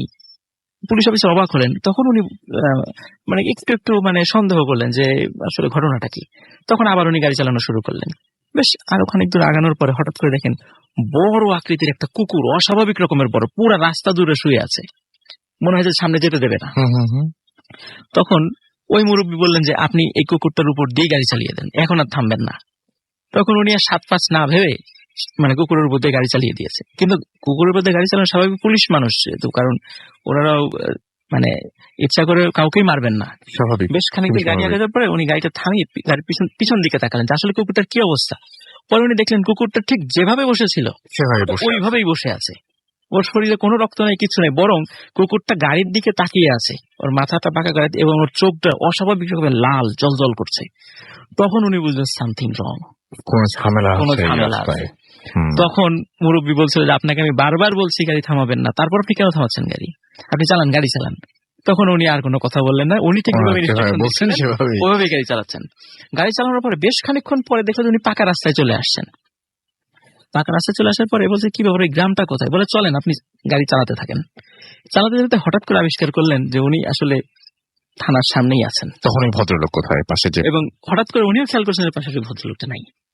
উনি তখন আরো এখন কি ব্যাপারে, এই লোকটা কোথায় গেল? গাড়িতে উনি তো মুরব্বী লোক, থামান নাই এর আমার মাথায়। এর উনি কিভাবে জানালা দিয়ে তাহলে আমার পাশেই আছে, আমি খেয়াল করলাম না, হঠাৎ করে উনি চলে গেলেন। খুবই অবাক হলেন। যাই হোক, বেশ একটু ওই সময় একটু বেশ মানে হালকা একটু ভয়ও পেলেন। তখন উনি থানায় গাড়ি নিয়ে গেলেন। তারপর উনি বাসায় গিয়ে সারা রাত ঘুমাতে পারেনি, খুব চিন্তাতে কি হলো, এতক্ষণ কি ঘটলো আমার সাথে। বিস্ময়ের ব্যাপার, একটা মানুষ নাই সাথে, যাদেরকে দেখলাম সবই বিস্ময়কর ব্যাপার। তো পরের দিন সকালবেলা ওই মালি যখন এসেছে থানায়, তখন তাকে বলে কি ব্যাপার, তুমি রাত্রে আমাকে যেতে বললা, ঘটনা কি? তুমি যেখানে যেতে বলছো আমি তো সেখানে মানে সেই গ্রামেই যেতে পারলাম না। বলে কই স্যার, আমি তো রাত্রে আসি নাই থানায়, এমনি বলছে। উনি তো আরো অবাক, কি ব্যাপার? বলে তুমি আমাকে বললা যে অমুক এসআই গেছে ফোর্স নিয়ে অমুক জায়গায়, অমুক গ্রামে 2টা মার্ডার হয়েছে। বলে যে না, ওই এসআইও তখন পাশে ছিল। তখন বলছে কই স্যার, আমি তো যাই নাই, আমি তো ইমার্জেন্সি ডিউটিতে অন্য জায়গায় গিয়েছি, আমি তো যাইনি। তখন ওই মালি বলছে স্যার কোন গ্রামের নামটা বললেন, আবার একটু বলবেন? তখন উনি বলছে যে তুমি তো আমাকে এই গ্রামের নাম বলেছিলা, এই গ্রামের নামটা বলবো।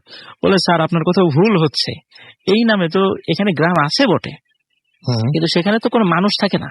আচ্ছা, ওখানে অনেকদিন আগের একটা শ্মশান আছে, ওটা তো নদীর পাড়ে, ওইটা ওই নামেই পরিচিত। ওখানে মানুষ থাকে না, ওখানে বড় বট গাছ আছে, অনেকেই রাতের বেলা ওখানে অনেক কিছু দেখে। তো আপনাকে তো মানে প্রশ্নই আসে না যে কেউ ওখানে যেতে বলবো, মানুষ না থাকলে মার্ডার হবে কিভাবে। তো উনি এই বিষয়টা নিয়ে আর কোনো কথা বলেন না, আর কারোর সাথে শেয়ারও করেন না, ওটা ওখানেই চুপ হয়ে গেছেন। তো পরবর্তীতে ওনার মানে খুব পরিচিত একজন ভালো আলেমের সাথে উনি ঘটনাটা শেয়ার করেন। শেয়ার করার পরে ওই আলেম, উনি আবার মানে ওনার খুব আল্লাহওয়ালা লোক ছিল, ওনার কিছু জিন ছিল, তারাও আল্লাহওয়ালা, জিনগুলো আল্লাহওয়ালা ছিল। তো তাদেরকে জিজ্ঞাসা করা হলো আসলে ওই দিন ঘটনাটা কি হয়েছে। তো বলে আসলে উনি ওনার চাকরির শুরুর দিকেই কোনো একটা লোকের সাথে উনি দুর্ব্যবহার করে ফেলেছিলেন। ওই লোকটা ব্ল্যাক ম্যাজিক করতো। তো উনি চিন্তা করেছিল যে যেভাবে হোক এই অফিসারকে ক্ষতি করতে হবে। তখন উনি ওনার অনুগত কিছু জিনদেরকে দিয়ে কাজটা করাতে চেয়েছিলেন, ওনার ক্ষতি করতে চেয়েছিলেন। এবং মানে ওই সময় যে মুরব্বিটা ছিল ওইটা একটা ভালো জিন ছিল, এবং ওই থানার পাশে যে মসজিদ ছিল, একটা মাদ্রাসা ছিল, ওই তখন ওই জিনটাও ওইখানে মানুষের বেশি সালাত আদায় করতো। এবং ওই পুলিশ অফিসার থানার ভিতরে মসজিদ না থাকার কারণে উনি ওই মসজিদে যেহেতু নামাজ পড়তো, তখন মানুষের সাথে ওনার একটা ভালো, ওই 7-8 দিনই ভালো একটা সম্পর্ক সৃষ্টি হয়ে গেছিল। উনিও আল্লাহর লোক ছিলেন, আল্লাহর লোক ছিলেন, কিন্তু উনি আসলে মানুষ ছিলেন না। ওনারা জিন বলে উনি আসলে জিন ছিল। আচ্ছা, তো উনি ওনাকে সেভ করেছে ওই জায়গা থেকে। না, আমি বললাম যে যিনি পুলিশ অফিসার কথা বলছেন তিনিও নামাজ পড়তেন ওইখানে, সেই জন্যই বলছেন যে মানে দুজনের সাথে হয়তো পরিচয়টা ওইখানে হয়েছিল, পরিচিত হয়েছিল, কিন্তু ওই বেশে কিন্তু ওখানে দেখা হয়নি। মানে ব্যাপারটা চিন্তা করে দেখেন, যেরকম ঝড় বৃষ্টি রাত ছিল তো নিশ্চয়ই, এবং সেরকম একটা রাতের বেলায় একজন এরকম পাশে আপনি ড্রাইভ করছেন এবং আপনার ড্রাইভিং সিটের পাশে আপনার পাশে বসে আছেন, মানে ফ্রন্ট সিটে বসে আছেন একজন জিন, যিনি মানুষ না, এবং তিনি ইনস্ট্রাকশন দিচ্ছেন, আপনি গাড়ি চালাচ্ছেন। এটা মানে যে কারো পক্ষে মেনে নেওয়াটা কতটা কঠিন হতে পারে। এবং এইরকম একটা অবস্থা, এরকম একটা পরিস্থিতিতে যখন আপনি মোটামুটি বুঝতে শুরু করেছেন যে কোনো একটা ঝামেলা তো আছেই, আমার পাশে যিনি বসে আছেন তিনি আর যাই হন না কেন স্বাভাবিক কেউ নন, হয়তো অস্বাভাবিক কিছু কোনো একজন। আমরা গাড়িতে সচরাচর কাউকে রাস্তা থেকে তুলে লিফট দেই না, আমাদের সেই ধরনের সাহস বা মানসিকতা কোনোটাই এই মুহূর্তে তো নেই। কিন্তু ব্যাপারটা চিন্তা করে দেখুন যে কোনোদিন যদি এরকম কোন একটা ঘটনা যদি ঘটে যায়, কোনোদিন যদি হঠাৎ করে এরকম কারোর সাথে দেখা হয়ে যায়, তখন কি করবেন আপনি? SMS করে জানান।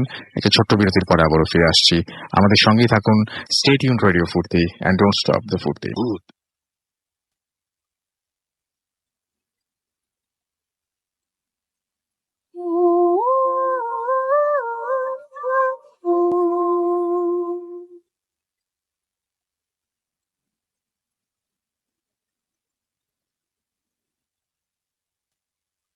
হ্যালো রাসেল ভাই, কেমন আছেন? জানি আপনি ভালো আছেন এবং সবসময় ভালোর দলেই থাকেন। তো রাসেল ভাই, আমি ওমান থেকে বলছি এবং আমার হোম টাউন কুমিল্লাতে, যে কোনো একটা জায়গায়। তো রাসেল ভাই, কুমিল্লাতে যখন আমি কুমিল্লাতে ছোট থেকে বড় হয়েছি এবং কি কুমিল্লাতেই থাকি অনেক বছর। তো কুমিল্লার আমাদের এলাকায় একটা কবরস্থান ছিল এবং কি কবরস্থানের পাশে আমাদের বাসাটা ছিল। তো এলাকায় যখন রাতে কারেন্ট চলে যেত তখন মানে ফ্রেন্ড সার্কেল আমরা সবাই মিলে লুকোচুরি খেলতাম, দুষ্টামি করতাম। তো একদিন হয়েছে কি, কারেন্ট চলে গেছে প্রায় 8টা 9টার দিকে। তো আমি ছোট থাকতে একটু দুষ্ট ছিলাম বেশি। তো কারেন্ট চলে যাওয়ার পরে সবাই মিলে লুকোচুরি খেলতেছি। তো লুকোচুরি খেলার পরে মানে আমাদের একটা এরিয়া দেওয়া থাকতো যে এই এরিয়া থেকে ওই এরিয়া পর্যন্ত মানে লুকাতে হবে, এর বাইরে কেউ যেতে পারবে না। তো যে এরিয়াটা দিতাম আমরা লুকোচুরির ভিতরে, ওই এরিয়াটার ভিতরে কবরস্থানটা করতো।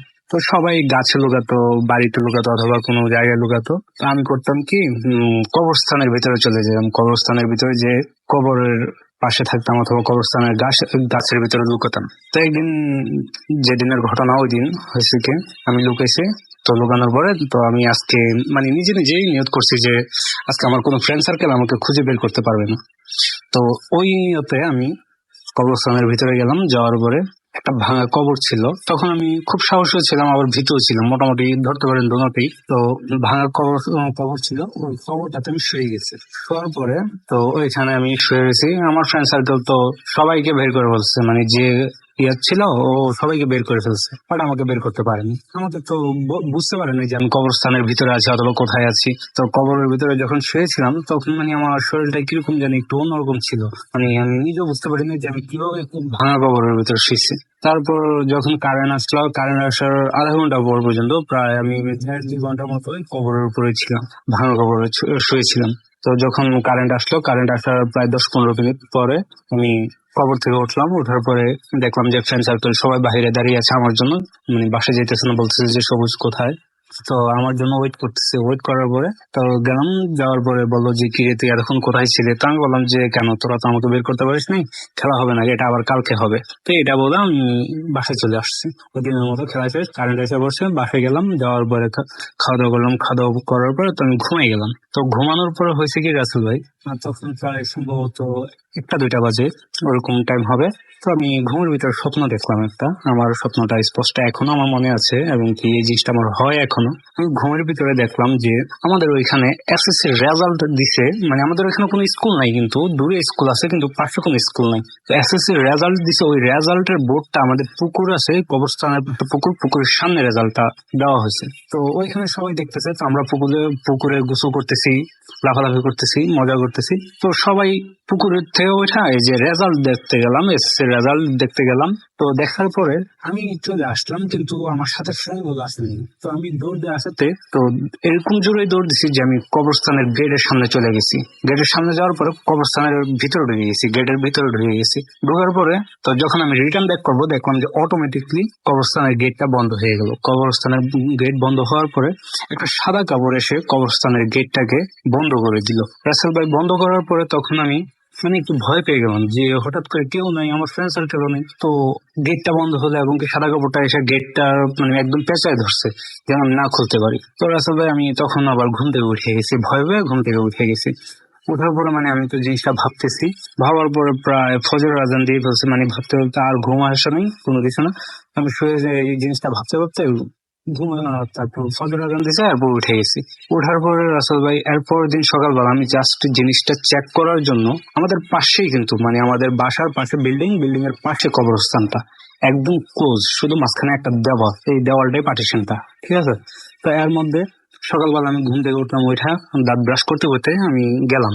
যাওয়ার পরে দেখি রাসেল ভাই, আমি স্বপ্নে যেই সাদা কাপড়টা দেখছি ঠিক ওই সাদা কাপড়টাই ওই কবরস্থানের গেটের ভিতরে পেঁচানো। আমি দেখি তো রাসেল ভাই একদম ভয় পেয়ে গেছি। বিশ্বাস করবেন না রাসেল ভাই, এখন আমি রেকর্ডিংটা করতেছি, এখনই আমার শরীরের সবগুলো বসন দাঁড়িয়ে গেছে ওই জিনিসটা মনে হওয়ার পরে। তো আমি যখন দেখলাম তখন বললাম যে এইটাই তো সেই কাপড় যেটা আমি স্বপ্নে দেখছি।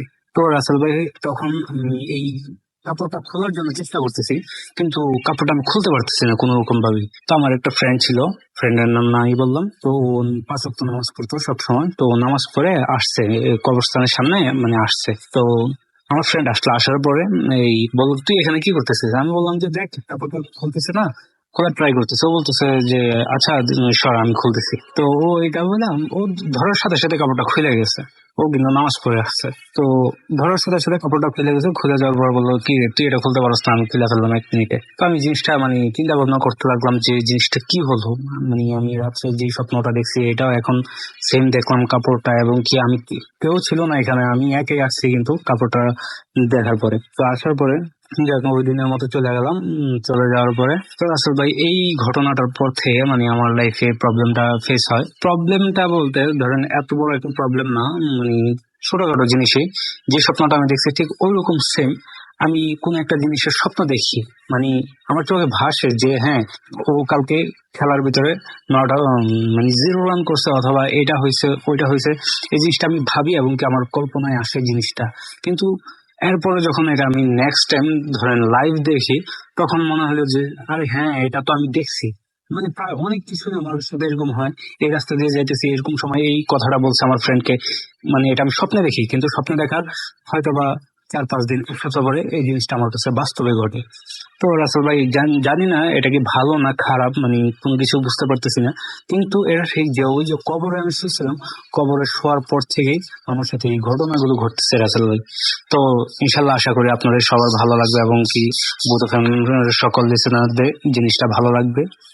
বুধ ফ্যামিলির সকল লিসেনারদেরকে আসসালামু আলাইকুম, সবাই ভালো থাকবেন, আল্লাহ হাফেজ।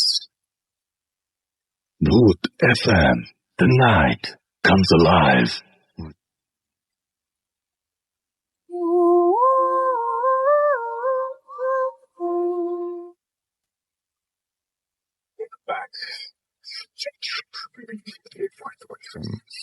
আমি রাসেল আছির সাথে, আমার সাথে রয়েছে মাসুম এবং আজকের অতিথিরা। আপনাদের সবাইকে অনেক অনেক ধন্যবাদ। সবাই লিখেছেন যে স্টোরিটা পড়া হয়নি, সো আমি স্টোরিটা পড়ছি।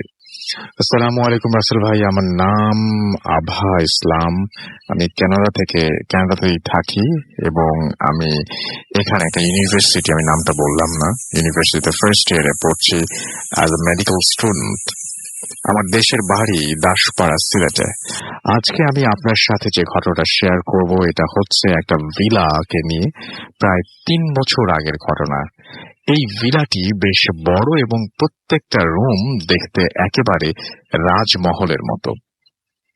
যেহেতু আমার বাবা একটি ভাইটাল পোস্টে চাকরি করেন কানাডাতে, তাই বাবার কোম্পানি থেকে আমাদেরকে এই ভিলাটি গিফট করা হয়েছে। প্রথম কয়েকদিন বেশ ভালোই কাটলো, এবং আব্বু এইটার জন্য একটা হাউস ওয়ার্মিং পার্টিও রেখেছিলেন আব্বুর কলিগদের সাথে। তারপর ঠিক 2 মাস পরেই ভিলাতে শুরু হয় ওয়ার্স্ট প্যারানরমাল অ্যাক্টিভিটিস। নানান ধরনের ছোটখাটো ঘটনা ঘটল।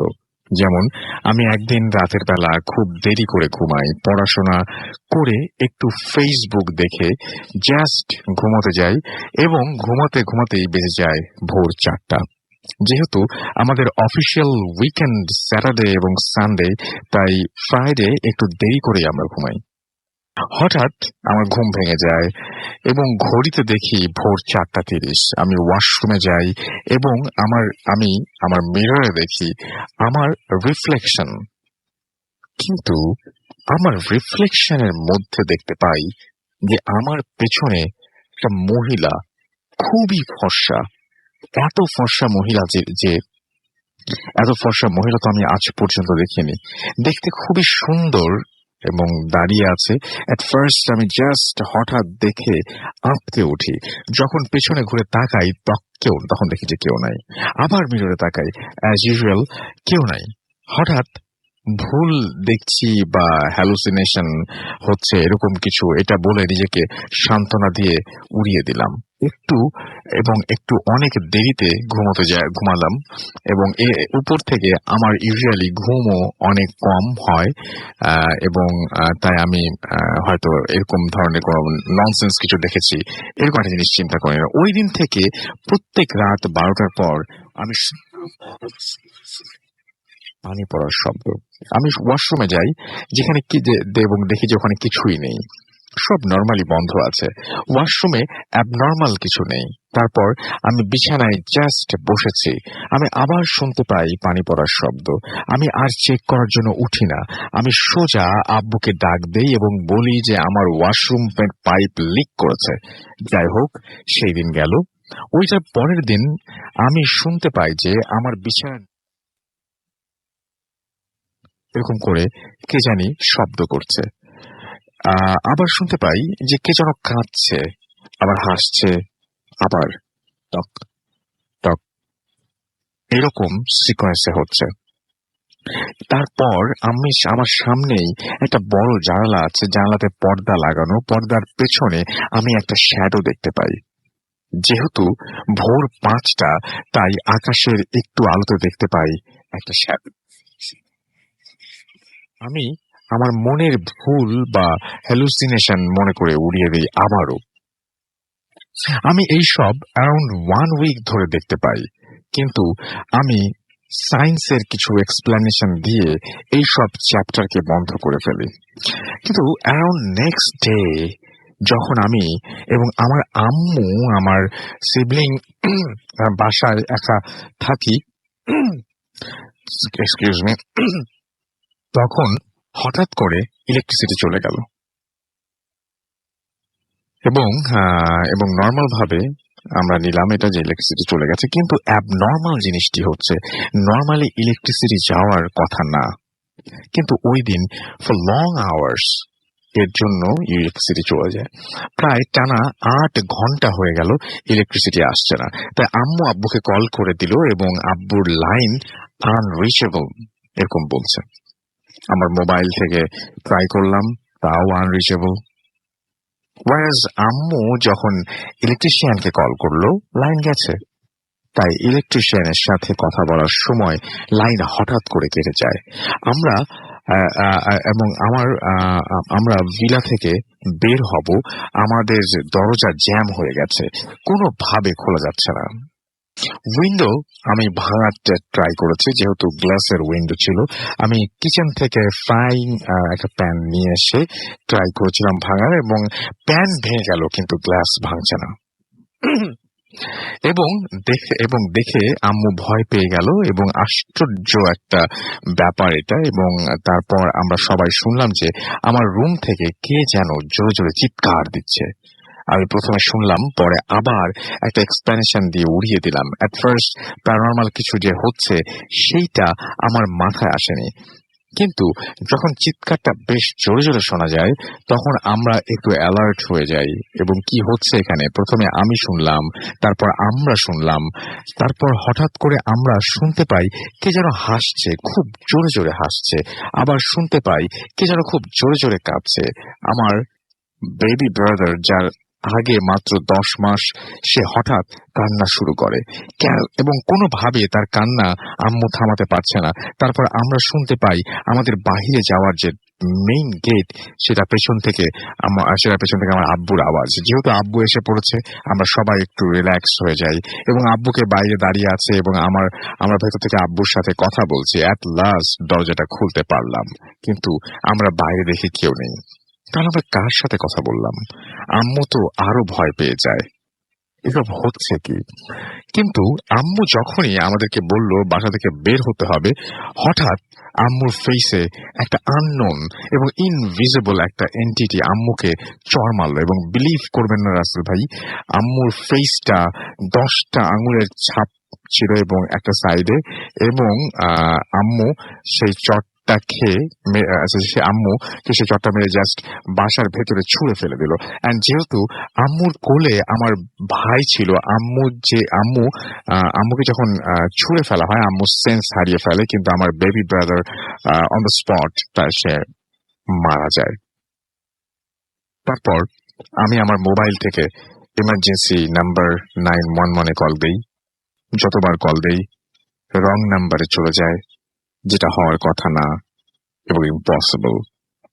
অ্যাট লাস্ট আম্মুর মোবাইল থেকে পুলিশকে কল করা হয়, বাসার অ্যাড্রেস বলি এবং ওদেরকে আমার আব্বুর মোবাইল নাম্বারও দেই, আব্বুকে ইমিডিয়েটলি কল করে ইনফর্ম করতে, কারণ আব্বুর মোবাইল আমরা পাচ্ছিলাম না। তখন পুলিশ আসলো, আমাদেরকে বাসার ভেতর থেকে বের করলো। এন্ড যখন ওরা দরজা খুললো তখন ইজিলি খুলে গেছে, whereas আমরা যতবার ট্রাই করেছি ততবারই দরজা খুলে নাই। এন্ড অলসো আমি যখন ফ্রাইং প্যান নিয়ে গ্লাস ভাঙার ট্রাই করেছি সেটাও ফেল করেছিলাম। তারপর আম্মু এবং আমার ভাইকে অ্যাম্বুলেন্সে হসপিটালে নিয়ে যাওয়া হয়, এবং যখন আম্মুর সেন্স ফেরে আম্মু জিজ্ঞেস করেন আমাকে যে আহ, যে ওয়াইস কই, আমার ছোট ভাইয়ের নাম এটা। তখন আমি বলি যে ডক্টর ওকে বলছে, সে মানে ডক্টর বলছে সে মারা গেছে, কারণ ওর ব্রেন হ্যামারেজ হয়েছিল এবং যেটার জন্য সে সেইখানেই অন দ্য স্পট মারা যায়। আমি জানি এটা বিশ্বাস করার মতো না, কিন্তু যারা এক্সপেরিয়েন্স করেছেন শুধু তারাই জানেন এবং বুঝবেন যে কতটা কষ্টকর এইসব সিচুয়েশন এবং এইরকম সিচুয়েশনের সম্মুখীন হওয়ার এবং একটা 10 মাসের বাচ্চার প্রাণ হারাবার। আমার কাছে আরো ঘটনা আছে কানাডার এবং আমার গ্রামের বাড়িতে। আপাতত এই ঘটনাটা পাঠালাম, ভালো লাগলে পড়ে শোনাবেন। Thank you and Eid Mubarak to all and এবং সমস্ত লিসনারদেরকে ঈদ মোবারক জানিয়েছেন এবং এই ব্যাপারটাই। এবং আমি খুবই অবাক হচ্ছি ঘটনাটা শুনে, এবং আমি দেখতে পাচ্ছি যে একটার পর একটা মানে সেদিন হচ্ছিল এবং শেষ মুহূর্তে 10 মাসের একজন শিশুকে প্রাণ হারাতে হয়। এটা খুবই দুঃখজনক একটা পার্ট ছিল স্টোরি। কেমন লাগলো স্টোরিটা আপনারা অবশ্যই আমাদেরকে ফেসবুকে এবং SMS এর মাধ্যমে জানাবেন আশা করব। এবং আমি দেখতে পাচ্ছি যে জুলি ঢাকা থেকে লিখেছেন, অনেক সুন্দর মনে হয় লেগেছে তার কাছে ঘটনাটা। বিপ্লব বালা জগন্নাথ হল ঢাকা ইউনিভার্সিটি থেকে লিখেছেন ইমেলের স্টোরিটা excellent, thank you very much for being with us. আমাদেরকে তুরাজ রাব্বি লিখেছেন গাজীপুর থেকে, আছে খুব ভয় লাগছে দিশা এবং সিথি ময়মনসিংহ থেকে লিখেছেন। সাইফ ধানমন্ডি থেকে লিখেছেন নিউ মার্কেট সিটি কমপ্লেক্স, ভাইয়া অ্যাট ফার্স্ট SMS করছি আমি আর আমার নানি ভূত FM শুনছি, স্টোরিটা অনেক জোশ ছিল। এছাড়া আমি দেখতে পাচ্ছি আমাদেরকে সৌরভ SMS করেছেন, ফুর্তি জিনিয়া বাগেরহাট থেকে SMS করেছেন, সানি কুমিল্লা থেকে আমাদের SMS করেছেন, এবং আমাদের কাশিম রেসা SMS করেছেন আমাদেরকে হাসান খান। এছাড়াও নিয়াজ দীপ্তি আমাদেরকে SMS করেছেন আমাদেরকে দেখতে পাচ্ছি মিরাজ। এছাড়াও আমাদেরকে দেখতে পাচ্ছি যে বন্ধন রাজশাহী থেকে, এবং এক্সপেকটেশন পূরণ হয়েছে তাই লিখেছেন। আগে একবার SMS করেছিলেন তিনি। আরাফ উত্তরা থেকে আবারও লিখেছেন, তিনি এবং তার বোন দুজনে ভূত FM এনজয় করছেন। হুমায়ুন আমাদেরকে লিখেছেন। এছাড়া আমাদেরকে লিখেছেন দেখতে পাচ্ছি বাহার খিউরাও থেকে। অফিস শেখ রাজশাহী থেকে SMS করেছেন, কেমিস্ট্রি এক্সাম পড়া হয়নি বাট অসম লাগছে, আপনি পড়তে না বসলেও এখন রেস্ট নিতে শুরু করুন, কারণ এক্সামের আগে এটা মনে একটু বেশি হয়ে যাচ্ছে। পলাশ চাঁপাইনবাবগঞ্জ থেকে লিখেছেন, শিবগঞ্জ থেকে যে আসলে ভাই আপনাকে সালাম, সেকেন্ড স্টোরিটা অসম ছিল। নাফিসা ময়মনসিংহ থেকে লিখেছেন যে লাস্ট স্টোরিটা তার কাছে ভয় লেগেছে। বিনয় আমাদের সিলেট থেকে SMS করেছেন, দেখতে পাচ্ছি Raisa from Daulatpur Kushtia, I love ভূত FM। এছাড়াও জিসান আমাদেরকে SMS করেছেন সিমিন, খুব ভালো লাগছে। এছাড়াও সানি SMS করেছেন আরো অনেকে। আপনি যদি SMS করতে চান মোবাইলের মেসেজ অপশনে গিয়ে টাইপ করুন ফুর্তি FORTI ফুর্তি, স্পেস দিয়ে লিখুন আপনার নাম, স্পেস দিয়ে আপনার মেসেজ পাঠিয়ে দিন 9840 নাম্বারে। আমরা চলে যাব আমাদের পরবর্তী স্টোরিতে, আমাদের পরবর্তী লিসেনারের কাছে। তবে তার আগে জানাই, যদি আমাদেরকে ভূত FM কন্টিনিউ করতে হয় তাহলে আপনাদের ঘটনা পাওয়াটা খুব বেশি জরুরি। সেই জন্য আপনাদের অবশ্যই মনে রাখতে হবে আমাদের ইমেল অ্যাড্রেসটি, যেখানে আপনারা ঘটনাগুলো পাঠাবেন bhutfm@radio.fm। একটা আমার শুরু হয়ে গেছে। আমরা এখন দেশের বাইরে থেকে যারা সরাসরি শুনছেন তাদের সরাসরি SMS গুলো নিব, তাদের টেক্সট গুলো নিব। আপনারা সরাসরি ফেসবুকে সেই টেক্সট গুলো করতে পারেন। আমাদের যে ভূত FM এর যে পেজটা রয়েছে www.facebook.com/bhutfm.russell। আর যারা দেশের রয়েছেন তাদেরকে একটু কাইন্ডলি আমি রিকোয়েস্ট করবো, আপনারা SMS করেও করতে পারেন বা অন্য সময় আপনারা চান্স পাবেন, এই সময়টাতে একটু প্লিজ তাদেরকে ছেড়ে দেবেন, যাতে যারা আমাদের দেশের বাইরে থেকে বিভিন্ন জায়গা থেকে আমাদের ভাই এবং আমাদের বোন যারা শুনছেন তারা যেন আমাদের সাথে যোগাযোগ করতে পারেন। থ্যাংক ইউ ভেরি মাচ আপনাদের যারা এখনো পর্যন্ত আমাদের সঙ্গে রয়েছেন। আমরা চলে যাচ্ছি আমাদের পরবর্তী অতিথির কাছে। আপনার নামটা একটু বলবেন, তারপর আপনার ঘটনায় যাব আমরা। কি নাম আপনার? ধন্যবাদ রাসেল ভাই আমাকে আপনার সুযোগ করে দেওয়ার জন্য। আমি রিমন বলছি, আমি এসে ফার্মগেট থেকে। জি। তো রাসেল ভাই, আমি যে ঘটনাটা বলবো সেটি আমার এক ক্লোজ একটা বড় ভাইয়ের ঘটনা। তিনি বুটেক্স এখন ফাইনাল ইয়ারে আছে এখন। উনি আমাকে যে ঘটনা বলছে ফার্স্ট ইয়ারে পড়তো, তো উনি তখন মানে মা বাবা গ্রামে থাকতো, তো উনি ঢাকায় থাকতো হলে। তো আমি সঙ্গত কারণে ভাইয়ার নাম আর যে বিল্ডিংটাতে ঘটনাটা ঘটছে ওই বিল্ডিংটার নামটা আমি বলতেছি না। তো ভাইয়ার বাবা মা আর্থিক অবস্থা অসচ্ছল থাকার কারণে তিনি তার বাবা মাকে হেল্প করার জন্য তিনি টিউশন পড়াতো। তো তিনি যে বাসায় টিউশন পড়াতো সে বাসাটা ছিল হল থেকে 10 মিনিটের দূরত্ব ছিল। তো যেই বাসায় তিনি টিউশন পড়াতো ওই বাসাটা ছিল 14 তলা, তো তার স্টুডেন্ট থাকতো 9 তলায়। তো রাসেল ভাই দিনগুলো খুব ভালো মতোই কাটতেছিল। তো ওই স্টুডেন্টের বাবা মা তাকে খুব নিজের ছেলের মতোই স্নেহ করতো। তো সামনে রোজার ঈদ চলে আসায় আমার ওই ভাইয়া মানে ঈদের ছুটি কাটানোর জন্য গ্রামের বাড়ি চলে যায়। তো ছুটিটা অনেক শর্ট ছিল, তো শর্ট থাকার কারণে মানে ওই ভাইয়া স্টুডেন্টের পরীক্ষা ছিল সামনে ফাইনাল ইয়ার। তো ওর সিলেবাস এখনো কাভার হয়নি। তো ভাইয়া ওই ঈদের 2 দিন পরে উনি রওনা দিয়ে দেয় ঢাকার উদ্দেশ্যে। তো উনি ঢাকার উদ্দেশ্যে রওনা দেওয়ার পর উনি যখন হলে আসে, তো হলে এসে পৌঁছায় দুপুর 1টার দিকে। তো 1টার দিকে এসে দেখে যে হলে সব ফাঁকা, সব ফ্রেন্ড সাইকেল সবাই দেশের বাড়ি চলে গেছে। তো কিছু সিনিয়র ভাইয়ারা ছিল আর ওখানে মামারা ছিল। তো উনি ওনার রুমে আসে, এসে দেখে কেউ নেই। তো উনি আগে ফ্রেশ হয়ে দেন খাওয়া দাওয়া করে ওনার স্টুডেন্টকে ফোন দেয় যে আমি সন্ধ্যার সময় আসবো পড়াতে। তো এই কথা বলে উনি একটু ঘুম চলে আসে, অনেক ক্লান্ত ছিল, তো উনি ঘুমোতে চলে যায়। তো ভাইয়ার যখন ঘুম ভাঙে, তো ঘুম ভাঙার পর উনি দেখে প্রায় সন্ধ্যা হবে এই অবস্থা। তো উনি ফ্রেশ হয়ে ওই স্টুডেন্টকে পড়ানোর উদ্দেশ্যে বাসা থেকে যখন বের হয়, তো উনি দেখলো যে ওই সময়টা মানে মাগরিবের আজান দিয়ে দেয়। তো মাগরিবের আজান দেওয়ার পরে রাস্তায় কিছু ছেলেরা থাকে যারা ক্রিকেট খেলতেছিল, তো ওরা বাসার উদ্দেশ্যে রওনা দেয়। তো ভাইয়া ওর স্টুডেন্টকে পড়ানোর জন্য উনি রওনা দিয়েছিল। তো যখন উনি রওনা হাঁটতেছিল, তো দেখলো যে পিছন থেকে ওনাকে কে যেন হঠাৎ করে ডাক দিল ওনার নাম ধরে। তো উনি পিছনে তাকালো, তাকিয়ে দেখে যে কেউ নেই। তো ওনার কাছে জিনিসটা একটু অদ্ভুত লাগলো। তো উনি এটা মনের ভুল ভেবে উনি আবার রওনা দিল। তো রওনা দিয়ে উনি যখন ওই বাসার সামনে আসলো, ঠিক তখনই ভাইয়া ইলেকট্রিসিটি চলে যায়। তো জায়গাটা একটু অন্ধকার। তো উনি করে কি ওনাদের গেটটা ছিল লক করা। তো উনি করে কি চাবিটা আনতে ভুলে যায়। তো বিল্ডিং এ মানে যে ঢুকবে ওই চাবিটা উনি ভুলে টেবিলে ফেলে চলে আসে। তো উনি যা করে, উনি ওনার মোবাইল বের করে ওই স্টুডেন্টকে ফোন দিবে যে গেটটা খুলে দেওয়ার জন্য নিচে। তো ফোনটা যাচ্ছিল না নেটওয়ার্ক প্রবলেমের জন্য সামহাও। তো এমন সময় উনি দেখলো যে গুটগুটে অন্ধকার, তো কেউ না থাকে। উনি অনেক মানে ডাকাডাকি করে স্টুডেন্টকে, বা কেউ যদি খুলে দেয়, তো কেউ খুলে না। তো উনি মনে করে যে সবাই ঈদের ছুটিতে গ্রামে হয়তো ঈদ করতে গেছে, তাই হয়তো কেউ নেই। তো উনি যখন আর মানে আর সহ্য হয় না, তো উনি যখন মানে আজকে উনি ভাবতেছিল যে আজকে আর পড়াবো না, উনি যখন বাসার উদ্দেশ্যে রওনা দিবে, ঠিক তখনই পিছন থেকে ব্যাকসাইড থেকে কে যেন গেটটা খুলে দেয়। তো উনি গেটটা খুলে দেওয়ার সাথে সাথে উনি ভেতরে ঢুকে গেল। তো সিঁড়ি দিয়ে উঠলো। উনি ওনার মোবাইলটা ছিল, তো মোবাইলের ফ্ল্যাশ লাইটটা অন করে হালকা আলোতে মৃদু আলোতে উনি হাঁটা শুরু করলো সিঁড়ি দিয়ে। তো এক সময় ভাইয়া হাঁটতে হাঁটতে উনি আস্তে করে ফিল করলো যে ওনার পিছন থেকে আরেকজনের হাঁটার সাউন্ড। তো উনি মনে করলো যে আমাকে খুলে দিচ্ছে গেটটা হয়তো উনি হবে। তো উনিও কিছু মনে করলো না ভাইয়াটা, তো ভাইয়া হাঁটা শুরু করলো। তো উনি সিঁড়ি অতিক্রম করার পর ওনার কাছে মনে হলো যে সিঁড়িটা যেন পথটা মানে ফুরায় না এই অবস্থা।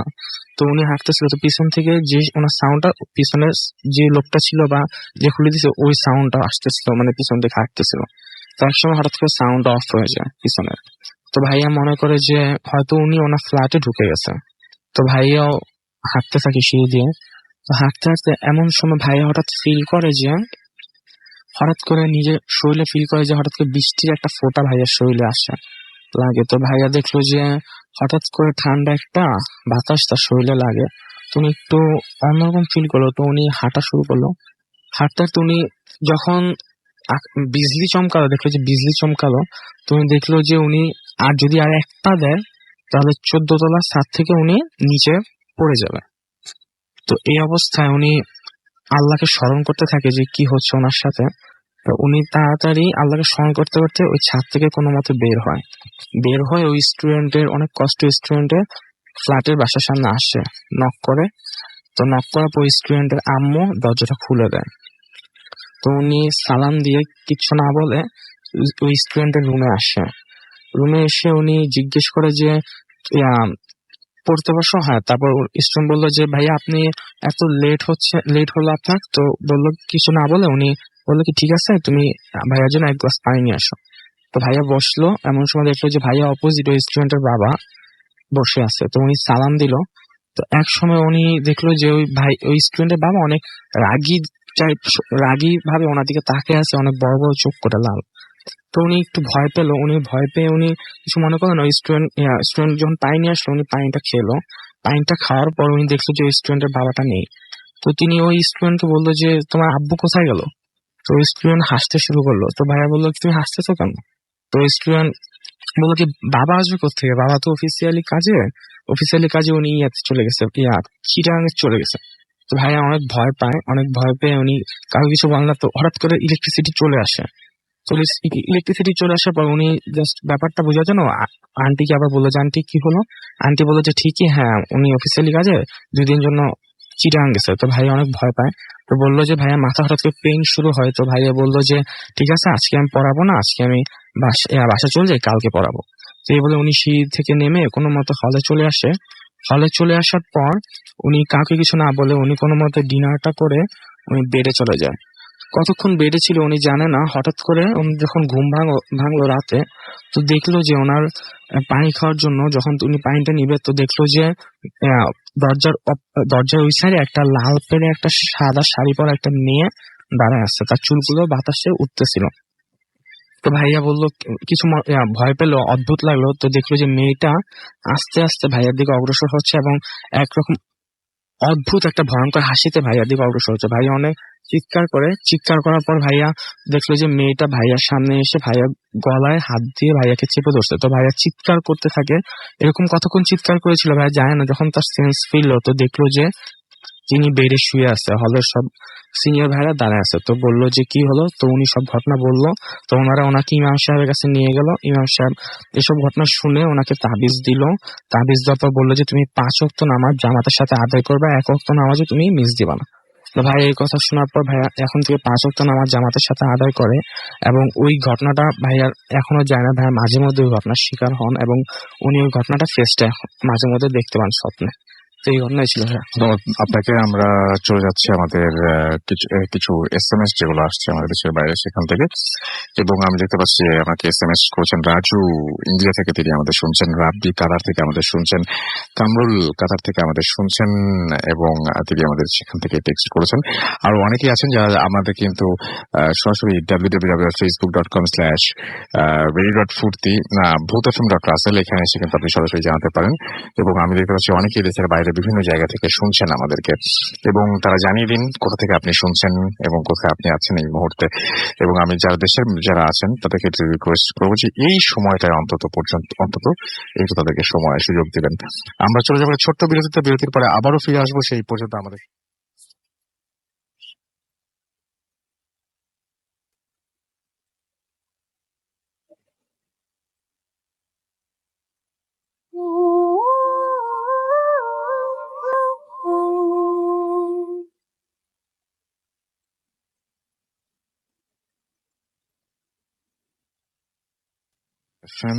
আমি রাসেল আছির সাথে, আমার সাথে রয়েছে মাসুম এবং আজকের অতিথিরা।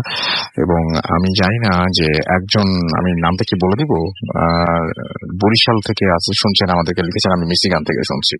খুবই অদ্ভুত ব্যাপার, এবং এই জিনিসগুলো একটু প্লিজ করবেন না, কারণ এখনকার যুগে এই সমস্ত বলা মানে খুবই হাস্যকর।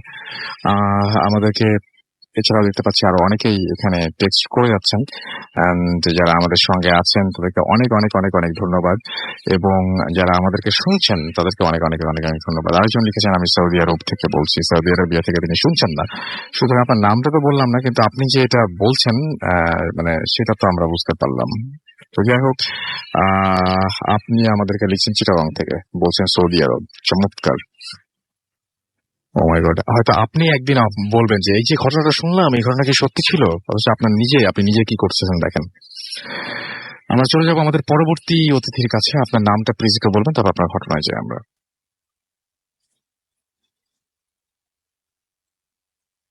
ধন্যবাদ রাসেল ভাই। হ্যালো লিসেনার্স, আপনার এগেইন। রাসেল ভাই, এখন যে ঘটনাটি আমি বলতে চাচ্ছি সেটা আমারই সহপাঠীর বাবার সঙ্গে ঘটে যাওয়া ঘটনা, এবং ওদের পুরো পরিবারই ওই ঘটনার জন্য সাফারার হয়েছেন বলতে পারেন। এবং ঘটনাটি আমার কাছে খুবই মানে ভয়ের না, এটা আমার কাছে খুব দুঃখ লেগেছে আর কি, এটা আমি শেয়ার করতে চাই। আমার ওই ফ্রেন্ডের বাবা, ওনার বিয়ের হয়তো 2 থেকে 3 বছর আগে এই ঘটনাটি ঘটে আর কি। তো ওর কাছ থেকে আমি যেভাবে শুনেছি সেভাবেই বলতে যাচ্ছি ঘটনাটি। উনি খুব সাহসী লোক ছিলেন। তো, উনি কোনো কিছু ভয় পেতেন না, মানে রাতের বেলা চলাফেরা করতেও কোনো ভয়টাই পেতেন না। এই জিন ভূতে এইসবে উনি বিশ্বাস ওইভাবে করতেন না। তো ওনার বাসা বাংলা মোটরে ছিল আর কি। এখন ওনার পরিবার বাংলা মোটরে বসবাস করেন। তো ওনার পাশের এক প্রতিবেশী মহিলা একদিন ওনাকে এসে খুব করে রিকোয়েস্ট করে বলতেছে যে ভাই, আপনি জানেন যে আমার অনেকদিন বিয়ে হয়েছে কিন্তু সন্তান হয় না। তো আমার একজন কবিরাজ বলেছে যে এক বাবার এক সন্তান, ছেলে সন্তান যদি মারা যায়, তো যেদিন মারা যায় ওই দিনই যদি তার কবর থেকে এক মুঠো মাটি নিয়ে আসা যায় রাতের বেলা একা গিয়ে, তবে ওই মাটি দিয়ে উনি একটা ব্যবস্থা করবেন বা তদবির করবেন, যার মাধ্যমে উনি মানে সন্তান লাভ করতে পারেন। কিন্তু কাজটা তো আমার কাছে ভালো লাগলো না, মানে কাজটা মনে হয় ঠিক না। অবশ্যই এটা ঠিক না, কিন্তু উনি চিন্তা করলেন, আমার ফ্রেন্ডের আব্বা, যে একজন মানুষের উপকার হবে, এতদিন ধরে বিয়ে হয়েছে সন্তান হয় না, যদি আমার একটু কষ্টের দ্বারা একজনের উপকার হয় তো ক্ষতি কি। তো উনি বলছেন ঠিক আছে, আমি কাজটা করে দেবো, তুমি খালি আমাকে জানাবা যে কখন কোথায় যেতে হবে, এটা আমাকে বলবো। বলে ঠিক আছে ভাই, আমরাই আপনাকে বলে দেবো। তো একদিন বেশ কয়েক মাস পরে হঠাৎ করে একদিন ওনাকে বললেন যে ভাই আজকে একটু চলেন, দিনের বেলা যে একটা কবর আপনাকে দেখিয়ে দেবো। তো বিকালের দিকে গিয়ে ওনাকে দেখা যায় যে এই কবরটা আজকে হয়েছে, আমরা খবর পেয়েছি এটা এক বাবার এক সন্তান যে মারা গেছে, আপনাকে এই কবরটার থেকেই মাটি নিয়ে আসতে হবে রাতের বেলা। উনি বলছে এটা কোনো ব্যাপার না। তো এটা আমাদের ঢাকা শহরের খুবই একটা নাম করা একটা কবরস্থান, অনেকে বললেই বুঝতে পারবেন, আজিমপুর কবরস্থান এটা। তো আজিমপুর কবরস্থানটা উনি দেখে আসলেন যে এটা মানে কোন জায়গায় কবরটা আছে। উনি রাতের বেলা মানে লেট নাইটে সম্পূর্ণ একা কবরস্থানে গেলেন। এই ঘটনা আজ থেকে আরো প্রায় 35 বছর আগের ঘটনা আর কি। তখন তো এত উন্নত ছিল না, আরো ছিল। এখন তো অনেক লাইটিং আছে আজিমপুর কবরস্থানে, তখন তো এত কিছু ছিল না। তো উনি রাতের বেলা যখন ওই কবরটার কাছে যান, তো যাওয়ার পরে উনি কোনো কিছু সাত পাঁচ না ভেবেই উনি এক মুঠো মাটি হাতে নেন এবং ওনার কাছে একটা পাত্রের মধ্যে সেই মাটিটা রেখে যেই না পিছনের দিকে ঘুরেছেন, হঠাৎ করে দেখে ওনার মুখোমুখি প্রায় ওনার উচ্চতার 2টো কুকুর, মানে সম্পূর্ণ কালো কুকুর, চোখ জল করছে, ওনার দিকে তাকিয়ে আছে। তো উনি দেখে প্রথম দিকে ভয় পেলেও নিজেকে সামলে নিলেন এবং উনি বুঝলেন যে এটা স্বাভাবিক কিছু না, কিন্তু উনি যেহেতু এগুলো কিছুই ভয় পেতেন না, তো উনি কুকুর দুটোকে সামনে থেকে হটিয়ে দেওয়ার চেষ্টা করেন, কিন্তু কুকুর দুটো কিছুতেই ওনার পথ ছাড়ছে না। অবশেষে উনি একটু পিছন দিকে গিয়ে একটা গাছ থেকে ডাল ভেঙে নিয়ে এসে ওই কুকুর দুটোকে তাড়া করেন। তো অনেকক্ষণ যাবৎ কুকুর দুটোকে তাড়া করলে কুকুর দুটো বারবার ওনার পায়ের দিকে এসে ওনাকে জড়িয়ে ধরার চেষ্টা করছে, কিছুতেই ওই মাটিটা ওরা নিতে দেবে না। তো উনি কোনো কিছুই করলেন না, কুকুর দুটোকে বেশ অনেকে লাঠি দিয়ে আঘাতও করেন উনি। তারপরে উনি ওই মাটিটা নিয়ে চলে আসেন। ওখান থেকে চলে আসার পরে উনি ওই মাটিটা ওই মহিলাকে দেন। তো এখানে ঘটনাটা যদি শেষ হয়ে যেত তো ভালো হতো, কিন্তু ঘটনাটা শুরুই বলতে পারেন এখান থেকে, যে এরপরে যে ঘটনাটা ঘটে, ওই মহিলা কিন্তু সত্যি তার সন্তান হয়েছিল, তার ছেলে সন্তান হয়েছিল, কিন্তু বছরের একটা নির্দিষ্ট দিনে ওই যে লোকটা, আমার ফ্রেন্ডের যে বাবা, বছরের একটা নির্দিষ্ট দিনে ওনার নাক মুখ দিয়ে সম্পূর্ণ তাজা রক্ত বের হতো। আচ্ছা, ওই দিনটাতে, যে দিনটাতে উনি ওই মাটিটা আনতে গিয়েছিলেন। আচ্ছা, এরপর উনি বিয়ে করেন। এরপর যে ঘটনাটা ঘটে, ওনার কিন্তু শুরুর দিকে অনেক সন্তান মারা গেছে, ওনার সন্তান বাঁচত না, শিশু বয়সেই ওনার সন্তান মারা যেত, এবং ওনার সন্তানদেরকে উনি অনেক ছোট রেখেই উনিও হঠাৎ করে মারা যান। পরবর্তীতে উনি মারা যাওয়ার পরে ওনার মৃত্যুর কারণ অনুসন্ধানে জানা গেল ওনার শরীরের ভিতরে বলতে পারেন যে প্রত্যেকটা অঙ্গ প্রত্যঙ্গই পচন ধরে সম্পূর্ণ নষ্ট হয়ে গিয়েছিল, কিন্তু এইটা উনি কখনোই বুঝতে পারেন নাই যে উনি অসুস্থ, এবং হঠাৎ করে উনি আচ্ছা। অসুস্থ হয়েছেন, তখনই উনি মারা গেছেন। তো খুবই দুঃখজনক ঘটনা যে উনি ছোট বাচ্চাদেরকে একরে এতিম করে উনি চলে গেলেন। তো এটা আসলে ভয়ের কতটুকু আমি জানি না রাসেল ভাই, তবে আসলে এখান থেকে অনেক কিছু শেখার আছে, যে এই ধরনের কাজগুলো বিশেষ করে ব্ল্যাক ম্যাজিকে করা যেমন উচিত না, সহযোগিতা করা উচিত না। সেটাই। এটাই ছিল ঘটনা। Thank you very much, thank you very much আপনার ঘটনার জন্য। আমরা আপনাকে অনেক ধন্যবাদ জানাচ্ছি। আপনার আজকের স্টোরিগুলো সবাই খুব প্রশংসা করছে এখনো পর্যন্ত।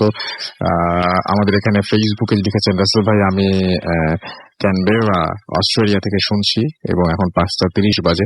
প্রতিদিনই আমাদের SMS করেন, বাইরে তুষারপাতের সাথে ভূত FM তার কাছে ভালো লাগছে। ফ্রম ক্যালিফোর্নিয়া লিখেছেন আমাদেরকে যে রাসেল ভাই, আমি আমার ওয়াইফ লাইভ শুনছি, এখানে এখন দুপুর, সো রুমের উইন্ডো ডোর লাইট সব অফ করে ভূত FM শুনছি। ভয় লাগছে, অনেক এফোর্ট দিতে হচ্ছে আপনাকে, বাট শুনছেন, এই জন্য আপনাকে অনেক অনেক অনেক অনেক থ্যাংকস। মালয়েশিয়া থেকে লিখেছেন শুনছি ফুর্তি অ্যাপ দিয়ে মেহেদি হাসান তমাল।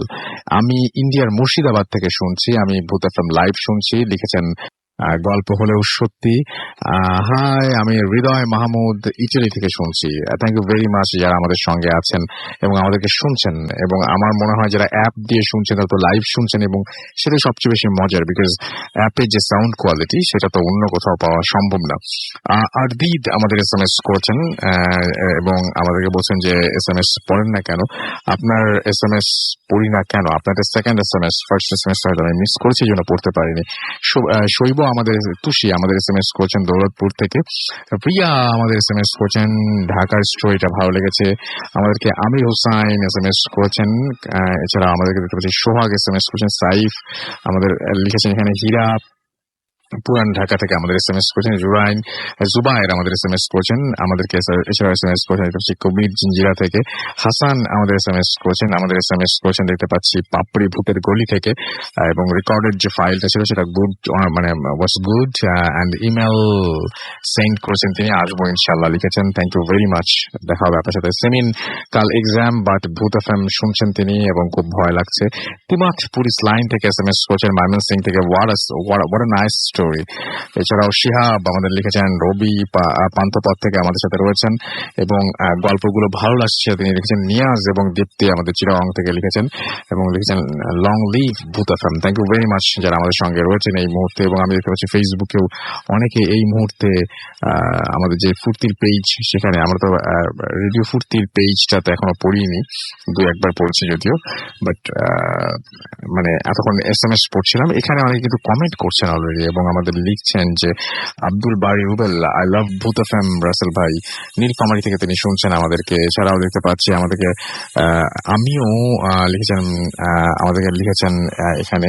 এছাড়া আমাদেরকে দেখতে পাচ্ছি লিখেছেন এইখানে শুক্রবার এলেই সারাদিন অপেক্ষা করেন আমাদেরকে এখানে। মিস্টেরিয়াস বয় নাজমুল আমাদের সাথে আছেন, আমাদের সাথে রয়েছেন শাহরিয়া নাইম। এছাড়াও আফরিন জান্নাত আমাদের সাথে রয়েছেন। প্রিন্স তানভীর আমাদের সাথে রয়েছেন।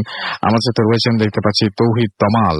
এছাড়া আমার সাথে রয়েছেন শেখ সাদি খন্দকার, ফয়সাল আরাফাত আমাদের সাথে আছেন। আমার সাথে রয়েছেন আফরিন জান্নাত। এছাড়াও MD রিদওয়ান কবির রিফাত আমাদের সাথে রয়েছেন। আমার সাথে রয়েছেন মাহমুদুল মেহরাব। এছাড়া আমার সাথে রয়েছেন দেখতে পাচ্ছি খালিদ মাহমুদ সহ আরো অনেকে। আপনি যদি থাকতে চান তাহলে চলে আসুন আমাদের ফেসবুকে যে দুটো পেজ রয়েছে, www.facebook.com/radio.furti and www.facebook.com/bhutfm.russell, এই দুটো অ্যাড্রেসে, এবং এখানে এসে আপনি চাইলে আমাদের সাথে যোগ দিতে পারেন।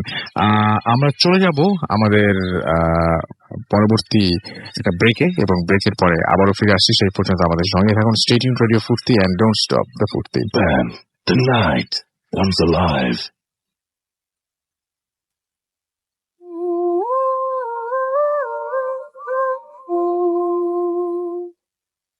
Yes, the night comes alive with গ্রামীণ ফোন। শুনছেন সবসময় রেডিও ফুর্তি 8.0 FM। আমি রাস্তাল আছি, সাথে আমার সাথে রয়েছে মাসুম এবং আজকের অতিথিরা, এবং আমাদের আজকের সর্বশেষ যে অতিথি তার কাছে আমরা চলে যাবো। আপনার নামটা একটু প্লিজ বলবেন এবং তারপর আপনার ঘটনা শুনবো আমরা। হ্যালো রাসেল ভাই, আমি রাকিব বলছি, এসেছি কাওলার ব্যাপারী বাড়ি থেকে। তো রাসেল ভাই, আমি আমার ঘটনাটি চলে যাচ্ছি।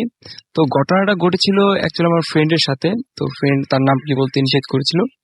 তো ফ্রেন্ডের বাসাটা অনেক পুরনো, অনেক আগে থেকে তাদের বাসাটা। তো ফ্রেন্ডের একটি অভ্যাস ছিল যে রাত জেগে মুভি দেখতো। তো রাত জেগে মুভি দেখতো, প্রায়ই দেখতো। তো প্রতিদিনের মতো একদিন মুভি দেখতেছিল। মুভি দেখতে দেখতে একটি পর্যায়ে সে ঘুমিয়ে যায়। ঘুমিয়ে যাওয়ার পর হঠাৎ করে যখন ঘুম ভাঙলো, সে দেখতে পেলো যে কারেন্ট চলে গেছে। দেন সে চিন্তা করলো যে খাটে গিয়ে ঘুমানো উচিত, এখন অনেক মুভি দেখা হয়েছে। দেন সে যখন ব্যাক করবে তখন সে পিছনে কিছু আলো দেখতে পায়। যখন সে পিছিয়ে তাকালো, তাকে দেখতে পেলো যে কিছু একটি আলো জ্বলজ্বল করছে। তাদের ওই রুমটাতে, ড্রয়িং রুমে তাদের একটি বড় একটি ছবি ছিল, পিকচার ছিল। তো পিকচারে দেখতে পেলো যে ওইখানে একটি হিরোইনের পিকচার ছিল। ওই পিকচারটি আর নেই। পিকচারটিতে দেখতে পেলো যে কিছু একটা সাদা কিছু একটা। ভালো করে দেখতে পেলো যেটা, সে দেখতে পেলো যে একটা মেয়ে সেখানে দাঁড়িয়ে আছে। তার চুলগুলো এবং তার যে কাপড়গুলো সেগুলো বাতাসে উঠছে। তো সে ভালো করে চেক করে দেখলো যে না, ঘুম চোখে হয়তো বা ভুল দেখতে পারি আমি। তো চিন্তা করলো না, রুমে চলে যাই। দেন সে দরজা খুঁজে পাচ্ছিল না। একটি পর্যায়ে সে কি করলো, দেন আবার চোখটা ওইখানে চলে গেল, যেটি দেখলো যে হ্যাঁ, সেখানে একই রকম ঘটনাটা ঘটতেছে, যে ওই মেয়েটা দাঁড়িয়ে আছে, চুলগুলো তা উঠতেছে। তো সে এবার তো অনেকটা ভয় পেয়ে গেল। দেন সে যেটা করলো, তাড়াতাড়ি করে দরজা খুঁজতে লাগলো। কারেন্ট চলে গেছে, অন্ধকারে কিছু দেখতে পাচ্ছিল না। দেন সে তাড়াতাড়ি করে দরজা খুঁজতে লাগলো। সে কোনো কিছু খুঁজতে পেলো না। দেন একটি পর্যায়ে যখন চোখ গেল দেয়ালে তার ক্যালেন্ডারের দিকে, ক্যালেন্ডারে দেখতে পেলো সে সেখানে কিছু একটা প্রাণীর মতো বড় বড় দাঁত। সে তার দিকে তাকিয়ে হাসতেছে। এই দেখে সে আরো ভয় পেয়ে গেল। ভয় পেয়ে যখন সে দরজা খুঁজতে লাগলো, চিৎকার দিবে, তার মুখ থেকে কোনো শব্দ বের হচ্ছিল না। দেন সে যেটি করলো, যে যখন তার চোখটা পিছনে ফিরলো, দেখতে পেলো সেই যে পিকচারে যে মেয়েটা দেখেছিল সেটা আর পিকচারে নেই। তখন দেখলো সে তার সামনে এসে দাঁড়িয়ে আছে, সেটাও হাসছে। আর যে সে জন্তুটা দেখতে পেলো যে প্রাণীটি ক্যালেন্ডারে, সেটিও সে দেখতে পেলো যে এখানে দাঁত বের করে তার দিকে হাসতেছে। এইটা দেখে সে একটি চিৎকার দিল, নাকি সে বলতে পারলো না, সে অজ্ঞান হয়ে গেল। যখন সে চোখ খুলে দেখলো সে বিছানায় পড়ে আছে। তখন তার ফ্যামিলি তাকে জানতে চাইলো কি হয়েছিল। দেন সে সব খুলে বললো যে এই ঘটনা আমার সাথে ঘটেছে। তার ফ্যামিলি তাকে জানালো যে সে একটি চিৎকার দিয়েছিল। দেন সবাই ফিরে এসে যখন তার রুমে আসলো, এসে দেখলো সে মাটিতে পড়ে আছে।